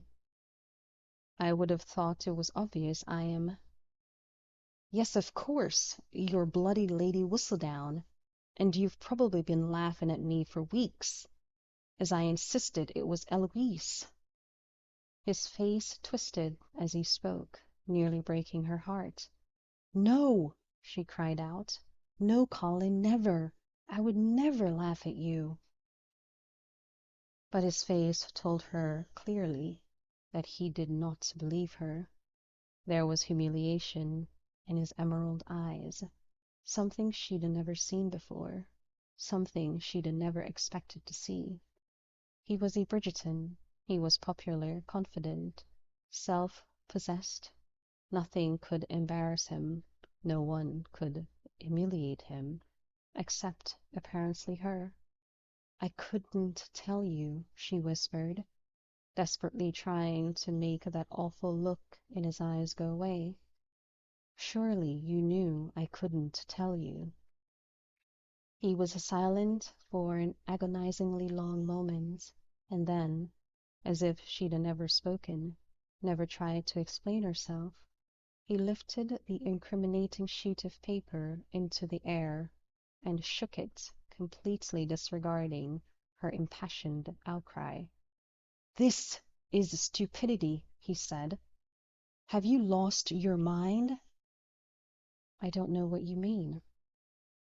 "You had a perfectly good escape just waiting for you.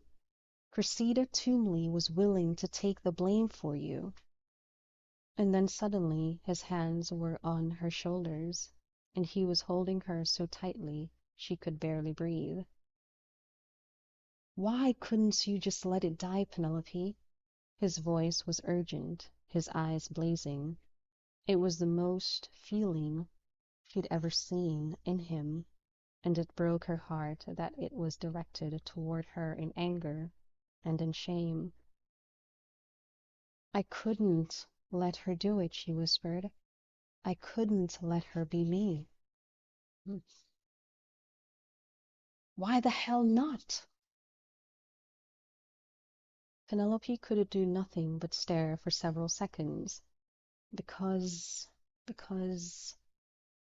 she flailed, wondering how she was supposed to explain this. Her heart was breaking. Her most terrifying and exhilarating secret had been shattered, and he thought she had the presence of mind to explain herself.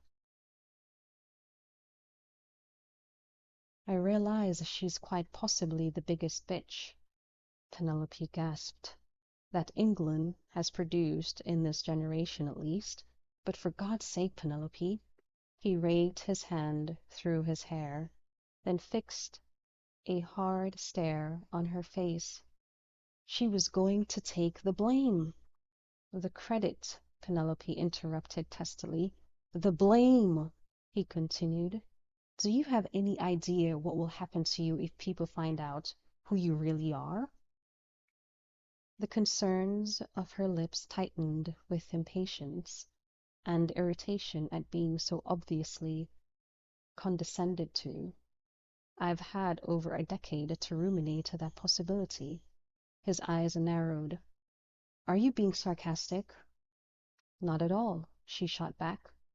"Do you really think I haven't spent a good portion of the last 10 years of my life contemplating what would happen if I were to be found out? I'd be a blind idiot if I didn't." He grabbed her by the shoulders, holding tight, even as the carriage bumped over uneven cobbles. "You will be ruined, Penelope, ruined! Do you understand what I am saying?" "If I did not," she replied, "I assure you I would now, after your lengthy dissertations on the subject when you were accusing Eloise of being Lady Whistledown." He scowled, obviously annoyed at having his errors thrown in his face. "People will stop talking to you," he continued. "They will cut you dead." "People never talked to me," she snapped. "Half the time they didn't even know I was there. How do you think I was able to keep up the ruse for so long in the first place? I was invisible, Colin. No one saw me, no one talked to me. I just stood and listened, and no one noticed. That's not true. But his eyes slid from hers as he said it. Oh, it is true, and you know it. You only deny it, she said, jabbing him in the arm, because you feel guilty. I do not. Oh, please, she scoffed.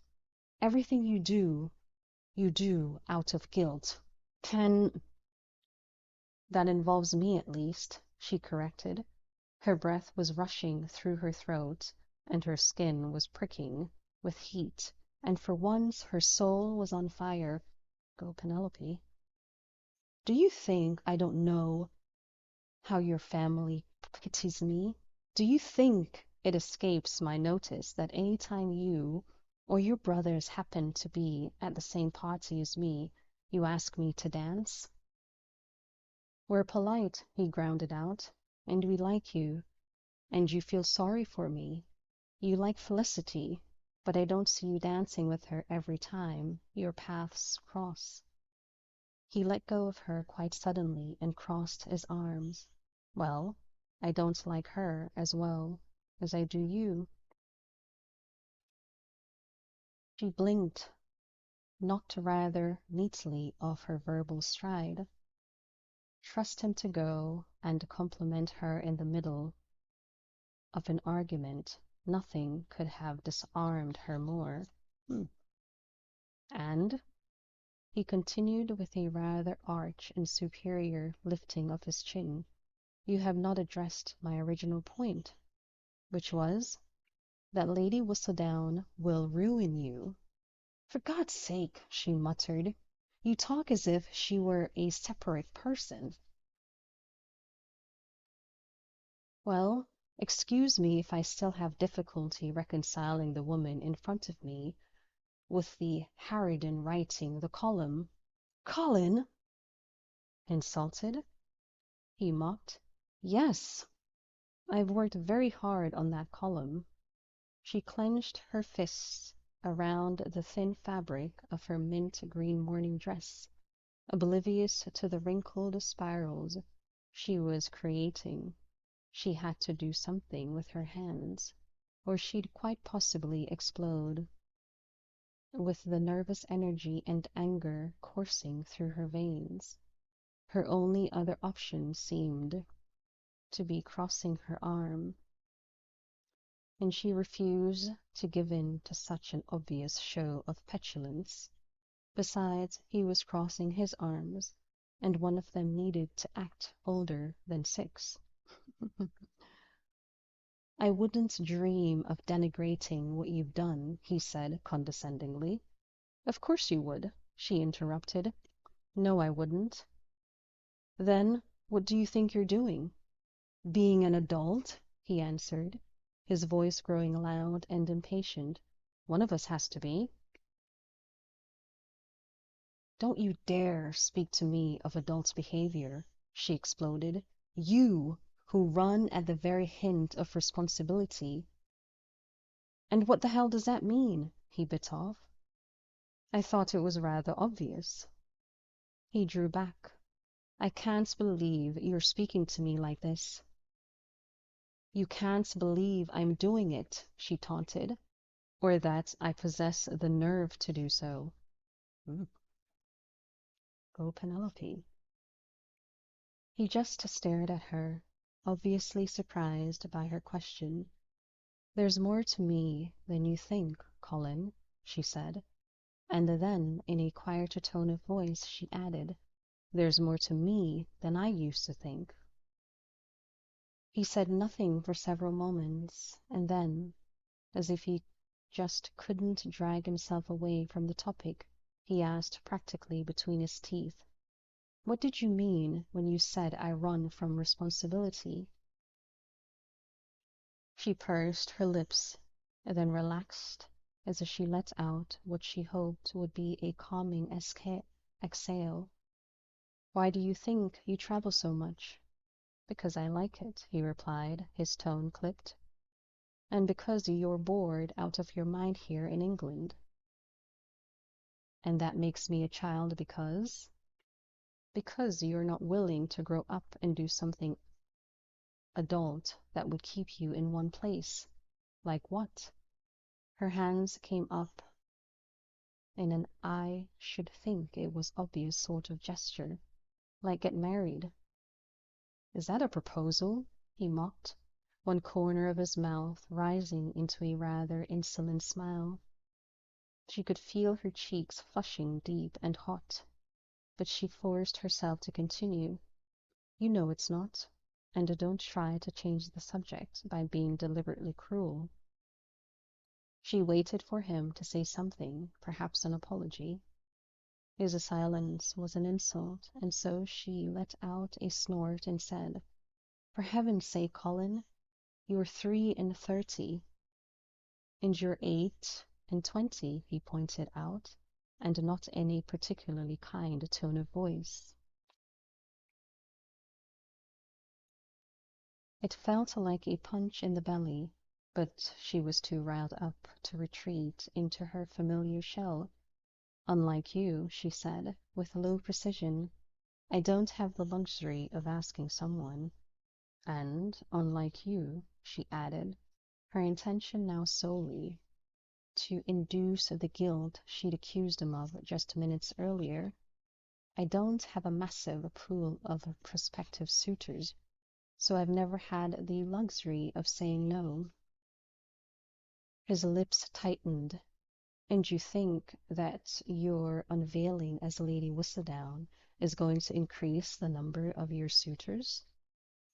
Are you trying to be insulting? She ground out. I'm trying to be realistic, something which you seem to have completely lost sight of. I never said I was planning to unveil myself as Lady Whistledown. He snatched the envelope with the final column in it back up off the cushioned bench. Then, what is this about? She grabbed it back, yanking the paper from the envelope. I beg your pardon, she said, every syllable heavy with sarcasm. I must have missed the sentence proclaiming my identity. You think this swan song of yours will do anything to dampen the frenzy of interest in Lady Whistledown's identity? Oh, excuse me. He placed one insolent hand over his heart. Perhaps I should have said your identity. After all, I don't want to deny you your credit. Now you're just being ugly, she said, a little voice at the back of her brain wondering why she wasn't crying by now. This was Colin, and she'd loved him forever, and he was acting as if he hated her. Was there anything else in the world more worthy of tears?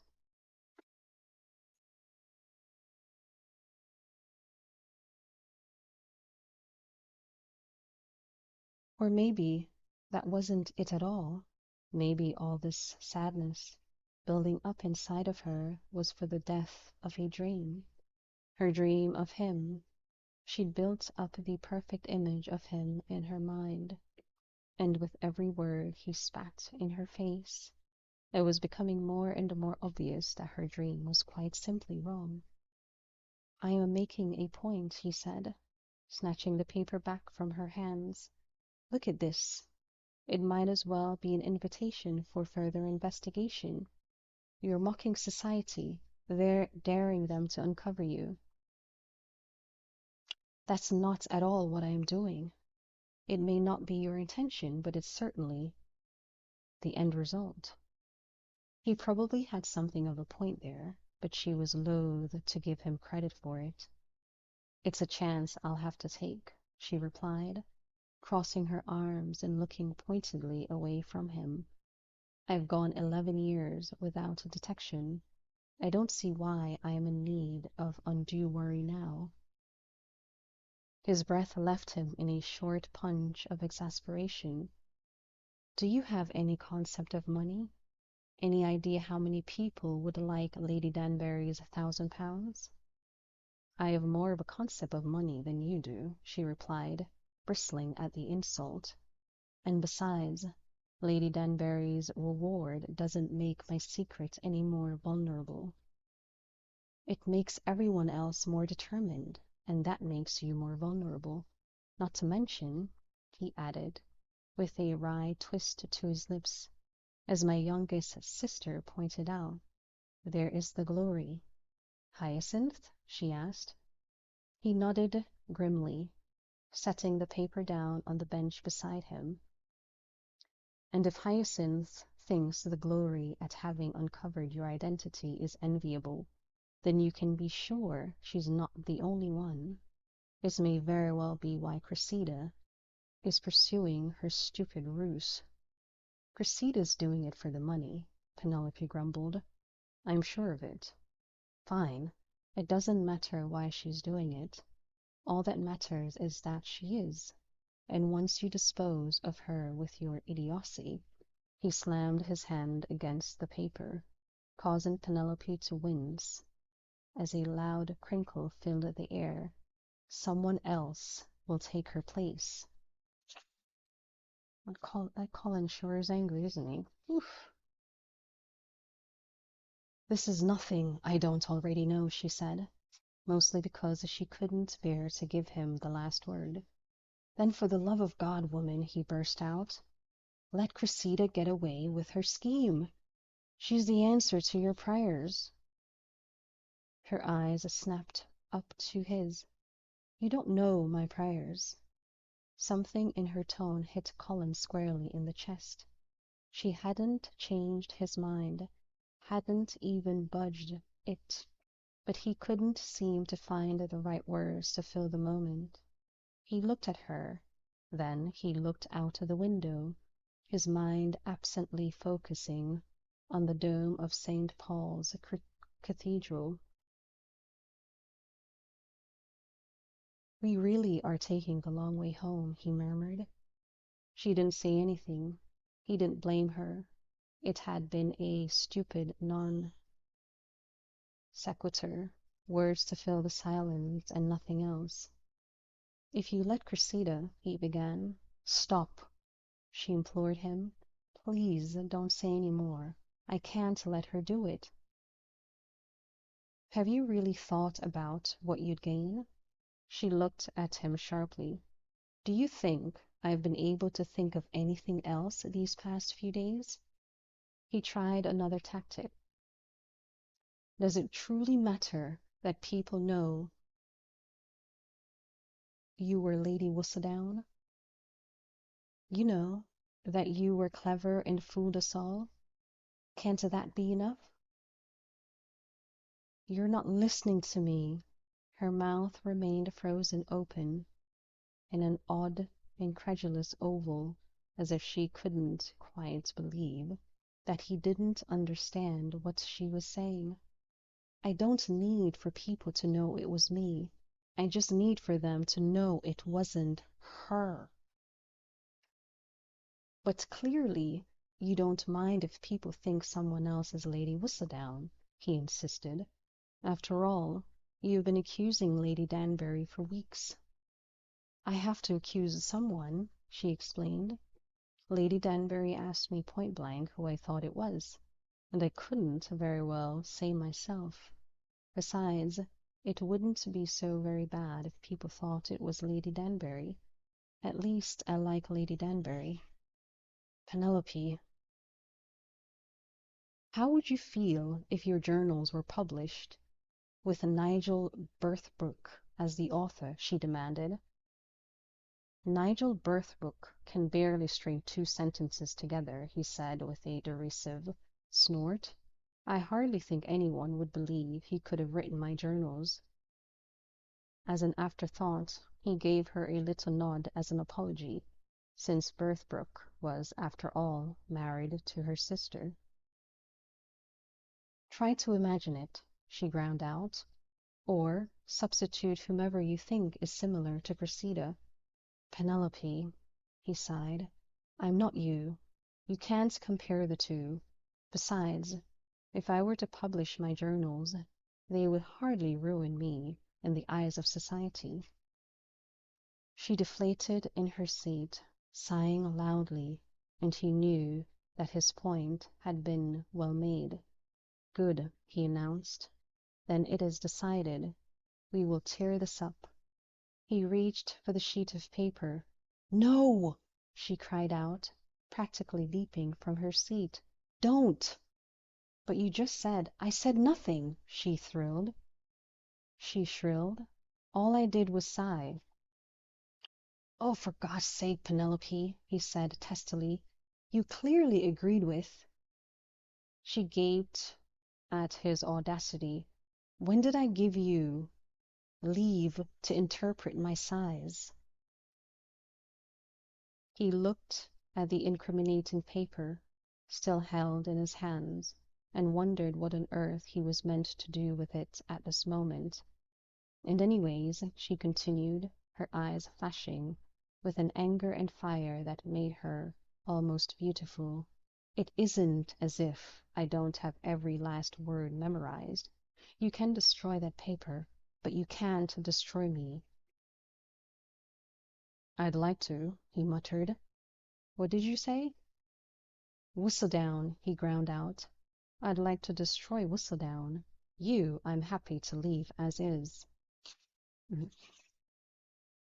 But I am Whistledown. God help us all. And then something within her simply snapped. All her rage, all her frustration, every last negative feeling she'd kept bottled up inside over the years broke forth, all directed at Colin, who, of all the ton, was probably the least deserving of it. Why are you so angry with me? She burst out. What have I done that is so repellent? Been cleverer than you? Kept a secret? Had a good laugh at the expense of society? Penelope, you... No, she said forcefully. You be quiet. It is my turn to speak. His jaw went slack as he stared at her, shock and disbelief crowding in his eyes. I am proud of what I've done, she managed to say, her voice shaking with emotion. I don't care what you say. I don't care what anyone says. No one can take that from me. I'm not trying. I don't need for people to know the truth, she said, jumping on top of his ill-timed protest. But I will be damned if I allow Cressida Toomley, the very person who... Her entire body was trembling now, as memory after memory swept over her, all of them bad. Cressida, renowned for her grace and carriage, tripping and spilling punch on Penelope's gown that first year, the only one her mother had allowed her to buy that wasn't yellow or orange. Cressida, sweetly begging young bachelors to ask Penelope to dance, her requests made with such volume and fervor that Penelope could only be mortified by them. Cressida, saying before a crowd how worried she was about Penelope's appearance. It's just not healthful to weigh more than 10 stone at our age, she'd cooed. Penelope never knew whether Cressida had been able to hide her smirk following her barb. She'd fled the room, blinded by tears, unable to ignore the way her hips jiggled as she ran away. Cressida had always known exactly where to stick her sword, and she'd known how to twist her bayonet. It didn't matter that Eloise remained Penelope's champion, or that Lady Bridgerton always tried to bolster her confidence. Penelope had cried herself to sleep more times than she could remember, always due to some well-placed barb from Cressida Cowper Toomley. She'd let Cressida get away with so much in the past, all because she hadn't the courage to stand up for herself. But she couldn't let Cressida have this, not her secret life, not the one little corner of her soul that was strong and proud, and completely without fear. Penelope might not know how to defend herself, but by God, Lady Whistledown did. Penelope? Colin asked cautiously. She looked at him blankly, taking several seconds to remember that it was 1824, not 1814, and she was here in a carriage with Colin Bridgerton, not cowering in the corner of a ballroom trying to escape Cressida Cowper. "Are you all right?" he asked. She nodded, or at least she tried to. He opened his mouth to say something, then paused, his lips remaining parted for several seconds. Finally, he just placed his hands on hers, saying, "We'll talk about this later." This time she did manage a short nod, and truly she just wanted the entire awful afternoon to be over. But there was one thing she couldn't quite let go of yet. Cressida wasn't ruined, she said quietly.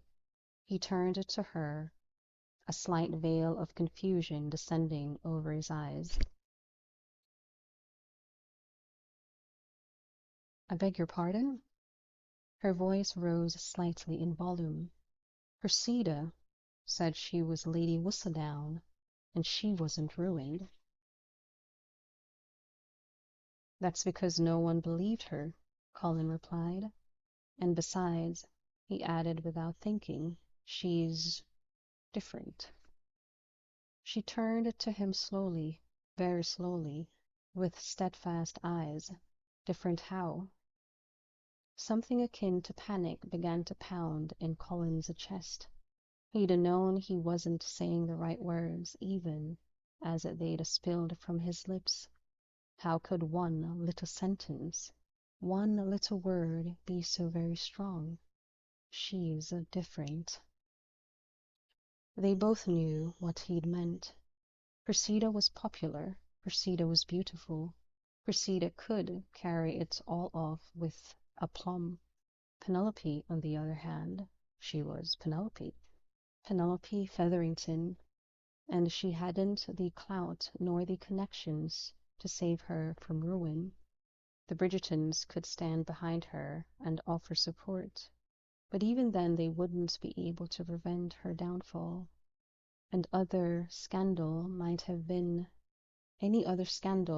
been manageable, but Lady Whistledown had, at one time or another, insulted almost every person of consequence in the British Isles.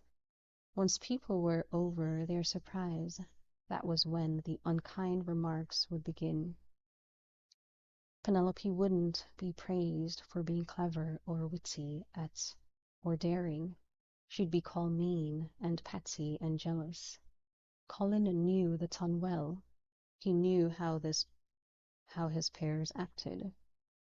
The aristocracy was capable of individual greatness, but collectively they tended to sink into the lowest common denominator, which was very low indeed.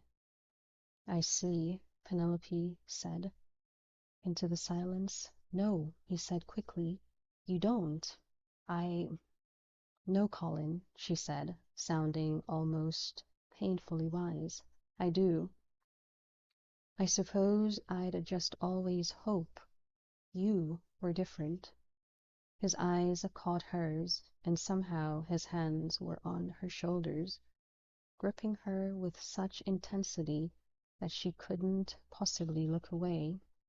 He didn't say anything, letting his eyes ask his questions.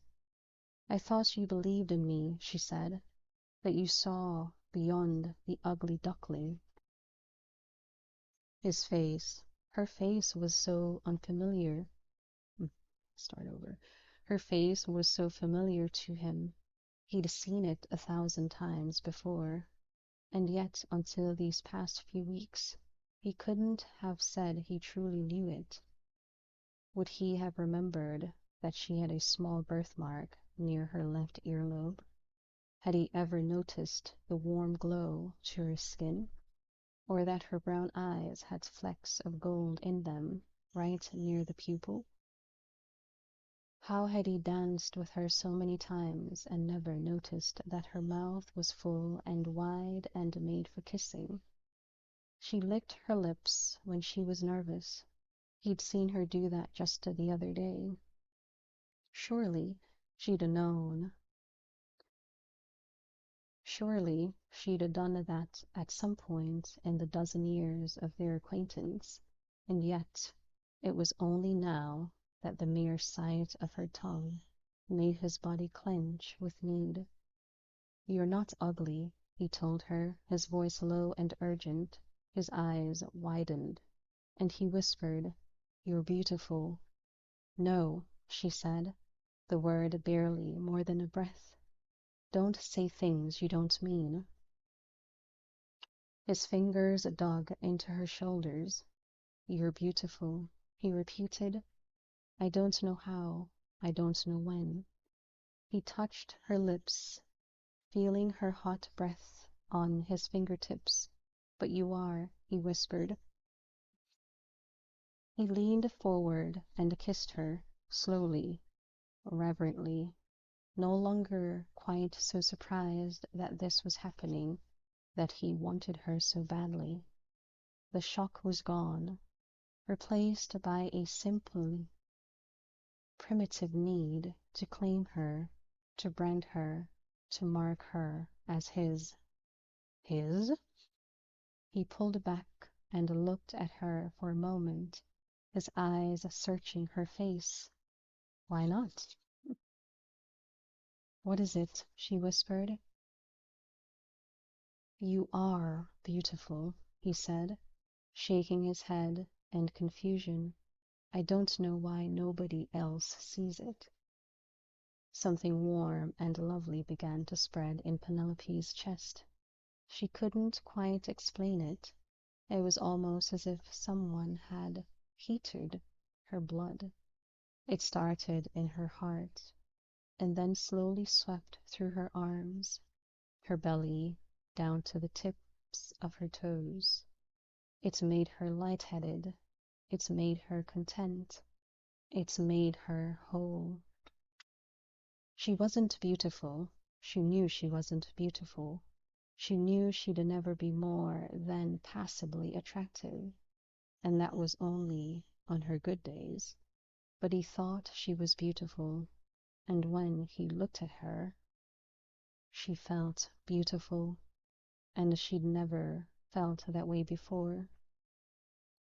He kissed her again, his lips hungrier this time, nibbling, caressing, waking her body, rousing her soul.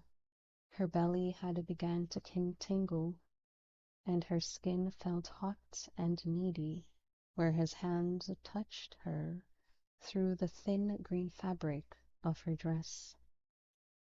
And never once did she think, "This is wrong." This kiss was everything she'd been brought up to fear and avoid. But she knew, body, mind, and soul, that nothing in her life had ever been so right. She had been born for this man, and she'd spent so many years trying to accept the fact that he had been born for someone else. To be proven wrong was the most exquisite pleasure imaginable. She wanted him. She wanted this. She wanted the way he made her feel. She wanted to be beautiful, even if it was only in one man's eyes. They were, she thought dreamily, as he laid her down on the plush cushion of the carriage bench, the only eyes that mattered. She loved him.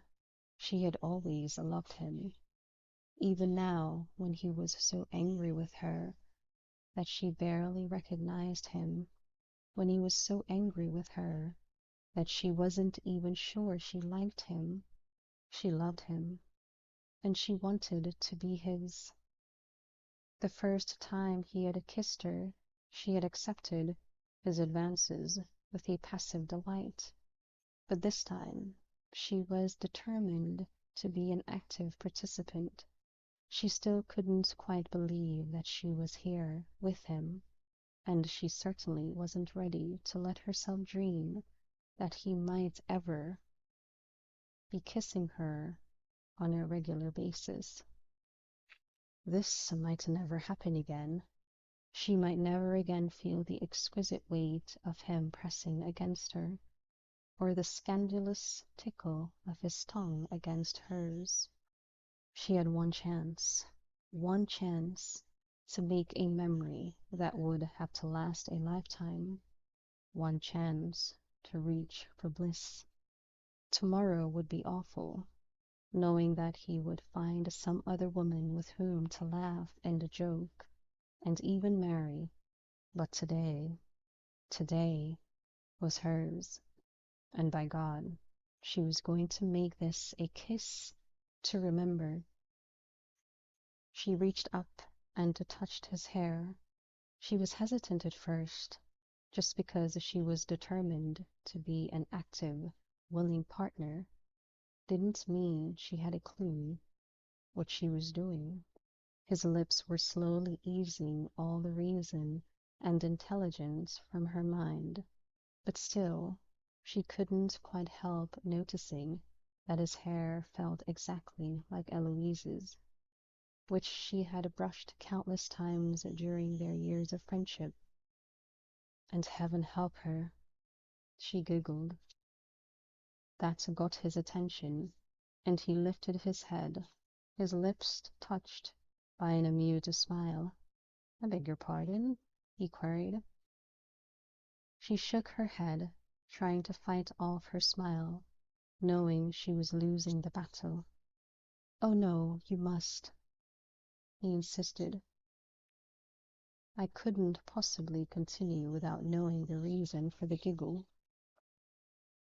She felt her cheeks burning, which struck her as ridiculously ill-timed.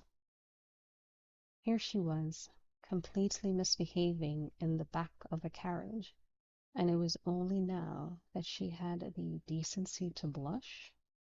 Tell me, he muttered, nibbling at her ear. She shook her head. His lips found the exact point where her pulse beat in her throat. Tell me. All she did, all she could do, was moan, arching her neck to give him greater access.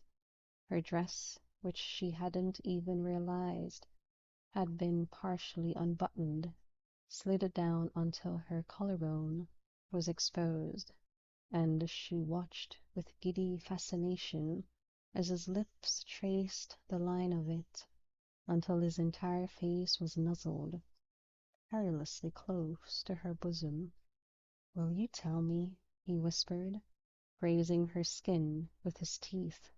Tell you what? She gasped. His lips were wicked, moving lower, then lower still. Why were you laughing? For several seconds, Penelope couldn't even remember what he was talking about. His hand cupped her breast, through her dress. I'll torment you until you tell me, he threatened. Penelope's answer was an arch of her back, settling her breast even more firmly in his grasp. She liked this torment. I see, he murmured, simultaneously sliding her bodice down and moving his hand so that his palm grazed her nipple. Then perhaps I'll... His hand stifled, then lifted. Stop. No, she moaned. Then tell me. She stared at her breast, mesmerized by the sight of it, bare and open to his gaze. Tell me, he whispered, blowing softly so that his breath brushed across her. Something clenched inside Penelope, deep inside of her, in places that were never talked about. Colin, please, she begged. He smiled, slow and lazy, satisfied and still somehow hungry. Please what? He asked. Touch me, she whispered. His index finger slid along her shoulder. Here? She shook her head frantically. He trailed down the column of her neck. Am I getting closer? He murmured. She nodded, her eyes never leaving her breast. He found her nipple again, his fingers tracing slow, tantalizing spirals around it, then on it, and all the while she watched, her body growing tighter and tighter, and all she could hear was her breath, hot and heavy from her lips. Then, Colin, his name flew from her mouth in a strangled gasp. Surely he couldn't. His lips closed around her, and before she'd even felt more than the heat of him, she bucked off the bench in surprise, her hips pressing shamelessly against his, then settling back down as he ground against her, holding her immobile as he pleasured her. Oh, Colin, Colin, she gasped, her hands flying around to his back, pressing desperately into his muscles, wanting nothing other than to hold him and keep him and never let him go. He yanked at his shirt, pulling it free from the waist of his breeches, and she followed his cue by slipping her hands under the fabric and running them along the hot skin of his back. She'd never touched a man this way. She'd never touched anyone like this, except maybe herself, and even then it wasn't like she could easily reach her own back. He groaned when she touched him, then tensed when her fingers skimmed along his skin. His heart leaped. He liked this. He liked the way she was touching him. She hadn't the least clue what to do with herself, but he liked it just the same. You're perfect, he whispered, against her skin, his lips blazing a trail back up to the underside of her chin. His mouth claimed hers, this time with increased fervor, and his hands slid underneath to cup her dearly, squeezing and kneading and pressing her up against his arousal. My God, I want you, he grasped, grinding his hips down. I want you to strip your bare and sink into you and never let you go.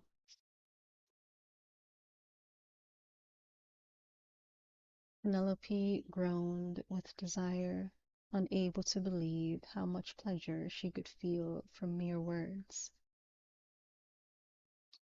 He made her feel wicked, naughty, and oh so desirable, and she never wanted it to end. Oh, Penelope, he was groaning, his lips and hands growing more frantic. Oh, Penelope, oh, Penelope. He lifted his head very abruptly. Oh, God. What is it? She asked, trying to lift the back of her head from the cushion. We've stopped. It took her a moment to recognize the import of this. If they'd stopped, that meant they'd most likely reached their destination, which was her home. Oh, God. She started yanking at the bodice of her gown with frantic motions. Can't we just ask the driver to keep going? She'd already proven herself a complete wanton. There seemed a little harm at this point in adding shameless to her list of behaviors.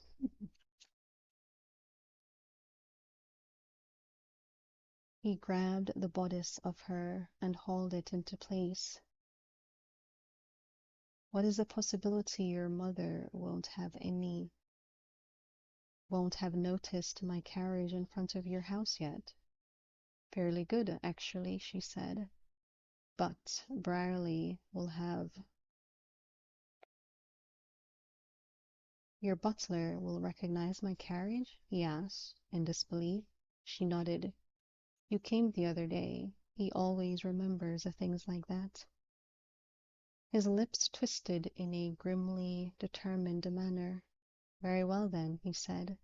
Make yourself presentable. I can race up to my room, Penelope said. No one will see me. I doubt that, he said ominously, tucking in his shirt and smoothing his hair. No, I assure you. And I assure you, he said, leaping on top of her words, you will be seen. He licked his fingers, then ran them through his hair. Do I look presentable? Yes, she lied. In truth, he looked rather flushed, with swollen lips and hair that didn't remotely adhere to a current style. Good. He hopped down from the carriage and held his hand out to her. You're coming in as well? She asked. He looked at her as if she'd suddenly gone daft. Of course. She didn't move, too perplexed by his actions to give her legs the orders to step down. There was certainly no reason he had to accompany her inside.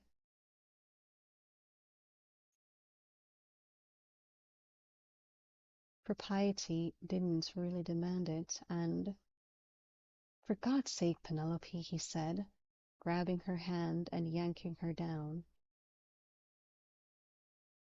Are you going to marry me or not? Oh. Okay, I'm pausing here. What? This story keeps going on, some twists. But I'm pausing.